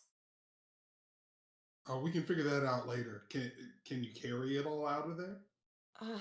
You might need a container of some type to put all this stuff in. Like a handbag. Is there one around in the house? Is there like a briefcase or something? We're in the office, Yes. right? Yeah. You're in an office and there is a briefcase, yes. I will just take that. All right. You pick the briefcase up. It's kind of heavy near the bottom. You pop it open, and the briefcase goes, da-da-da. Are we traveling, sir? Where are we going? I am ready to serve. It's a drone. Where? Oh, it's a drone. Yeah. We're not going anywhere with you. Sorry to get your hopes up, buddy. And I close it. I don't know if we should take this, right? This is gonna become a problem if I stop being, me, right? Typically, I would say yes, but between Arcole and Convoy, I'm sure that they can figure something out. They can fix it. Well, Depends who the owner anything is. else? Drone specialist, and then Arcole is just a whiz with everything but firearms, apparently. Thank you for specifying. Yeah. When you were moving about in one of the rooms, you saw a hiking backpack. That's the one. I think. Looked That- like a plain hiking backpack. Yeah. Let's go back and get that. All right. And not like a full-on camping backpack, like just a trailblazing backpack like you might use to go to school and carry a bunch of books in it and stuff. There was maybe some old paper and garbage in it. But anyways, you clear that out and you start filling this backpack up with all the loot. There is at least 22,000 in mixed bills. Corp bills, CCAS bills, UCAS bills, a variety of different nationalities and stuff like that. Oh. Yeah. I take back what I said about it being boring. There are 5 of those acrylic cases with the little voids and black dots. There's that one black case. Do you open the black case? There's no oh, hey, security measures. Just a flip-flop, open, look in.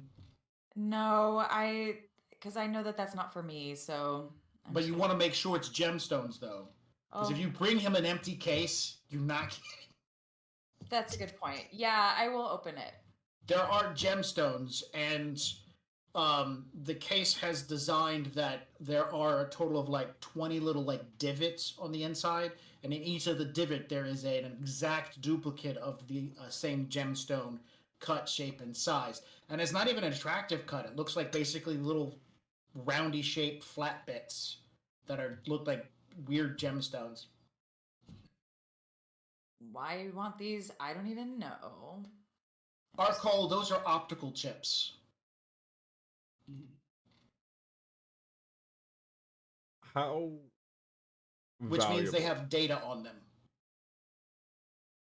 Can I'm not Nope. going to do anything. Okay, I can't tell You anything can't. without being intrusive. Yeah, not without grabbing them and putting them in something and reading them. Would that be evident if I ended up doing that? You don't know. There are Okay. countermeasures, and some optical chips can actually contain enough information to hold something like an agent or an AI inside of it. Okay. You can store PMAX on an optical chip. All right. So, yeah, those gemstones are there. And then there was that adorable little handgun, and we'll say it's a Walter PPK, something old. And then I'll say some cred sticks, just straight up cred sticks. We'll say there's about 25,000 in new yen in cred sticks, and we'll say 5 cred sticks, each with 5K on them. Handy number. Oh, look at Cred that. sticks. Yep. Right? And that's all I really cared about. So, yeah. Okay. Cool. So yeah, you swipe it and you come back. Yeah, let's go. And I'll well, the dog, I know the dog is taking care of himself and giving himself treats, but I would like to give him a treat on the way out. I just feel like he's been such a good boy. Can, I quietly messaged the group, can we steal this dog? Absolutely. I was about to. If you didn't say it, I was gonna. There's no way we're gonna leave this boy by himself. So on first glance, would it be possible for me to say, even if our mage loses her disguise self as as an old white dude, is it possible for me to hack into his eyes in order to make it so that is always what he sees?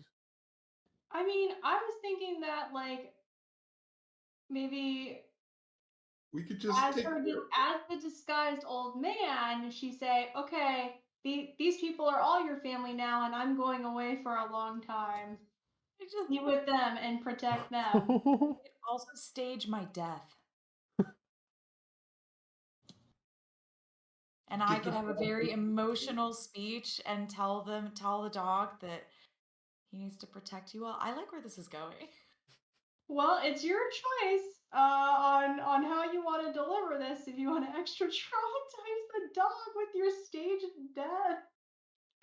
You don't think it would be worse for him to think that I left and I never came back? I mean, dogs will have hope forever, and they never forget.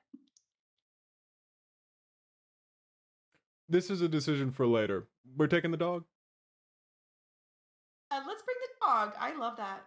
Hey, buddy, you want to go for a walk? He will bark with a response, and you receive the message, walkie times. Walkie times. Hey. All right. He barks once, and a drone hovers from across the room and attaches a leash to him and then attaches to his back. Walkie times. Walkie I- times. I love that workaround on the leash law. Yeah, he's now got a leash on. Walkie times. Let's so- go. Yeah, he follows you without question, without doubt. No need for treats or anything. You take him out and start walking. He immediately makes a right out of the door and starts heading down the sidewalk with you guys. And I introduce him to our other new friends, Rex. These are our buddies. He barks at Steel Tiger and then growls. He's gonna reach out a steel hand for him to sniff. Like, I think they're supposed to sniff this stuff, right? He's gonna look. I'm more of a cat guy myself. All right. So, when you reach your hand out, he does growl, but a little bit more of a, not necessarily an intimidating growl, but more of like a defensive growl. Like, I don't know if I like you. And in the same moment, the back of your your gauntlet, your hand, a bit of bluish flame rises up as a tiny sprite pulls itself out for a moment. A familiar, angry sprite that you thought had disappeared pulls itself out for a moment, and then appearing to look toward the dog then growls at it, and it makes rude gestures before it disappears back into your hand for a moment. The dog seems to lose thought of what just happened as he continues on his walk. He's gonna look at his hand. Steel Tiger's gonna look at his hand and like, we need to work on some manners, I guess. I think you need to see a doctor. Happened. And he's gonna look towards Technosire and is like, "Do you know what this is?" I mean, I have seen it before. I happen to not be good at making that happen. How did you do that? I came across a sprite earlier in the or a few months ago rather. And, I thought they were gone, but apparently just chilling in my limbs. Yep. They go dormant for a period of time. They're called corklings. They go dormant for periods of times, and they try to harbor and find themselves devices in which align with them, whether they're positive, negative, or neutral. And for whatever reason, Steel Tiger's cyber arms align with this corkling, and he's been following you ever since. It doesn't really have a positive or negative effect on you as a character. It just means there's something living in your cyberware. That's odd. We might have to look into that later. But Correct. Because if you remember, you utilized him so that you could get free, and then you took him out of where he was hiding, and so he disappeared during that fight. At least that's what you thought. I might need to start charging this little guy rent. Rent? You just float me some new yen every now and then. It'll be all right. I don't care how you get it. With that being said, we have come to the end of our show. The job's been done. A break and enter has been successful. The ID cards in question have been gathered. Our Cole can now blank out a few pieces, and then you guys can reach out to Icarus's contact so that she can give you the necessary changes and get Icarus to... Sorry, then she can reach out to Icarus and have Icarus come down, make the changes to your IDs so that they will 100% work to get you into the Emerald City. Fantastic. Beautiful. So we are now... The next part of our game is you guys going to the Emerald City and doing your legwork to figure out what's the next step for the job that you're on. Dun, dun, dun. And we'll be doing that. Our next show is next Thursday on the 2nd of November. So, if you like what we're doing here, definitely tune in next week to play catch up with us. This point in time, we should probably do our closing bits. Yeah. So let's announce the winner. Every week we do a giveaway. Sometimes it's a core rulebook. Sometimes it's something cool and special that one of our guests we interview has created. So, yeah, our winner for tonight for the 6th edition Shadowrun core rulebook PDF is Repel. Congratulations. Streamers and stuff. Pew! Awesome. If you like what we do here, if you like the game that I run, you can definitely reach out to me by either through Rough Magic or through Original Box Set, which are other gaming groups and a company that does pro GMing. Reach out to me and we can talk. I'm sure we can figure out a way to do that. Does anybody else got anything to pitch? No? I like to pitch my own stuff. And then I like to pitch my wife's amazing soap. She's Get got that amazing boneless soap. Yeah, she's got candles too that have bones in them. See if I don't think I can link anything into the chat. So if we could have somebody who can link into the chat, her Etsy page, that would be super amazing. No, I got you. Cool. Thank you. I was about to call somebody out on that one. No, it's okay. No. I'm a silent thinker. I was like, where was the last place I saw that? And it was right here in chat currently. There you go. All right. So as we part ways, I like to give 3 to 5 experience points for generalized game, and then there's a little extra for role playing. And so for tonight's game session, total comes to 6 for story accomplished. Oh, I'm sorry. Hang on. I'm missing 2 because we accomplished the job. 8. We accomplished the job. Great role playing. 8 karma to everybody. So yep, there we go. And to our audience, we'll see you guys in a week. Thanks for running. Bye. Bye-bye.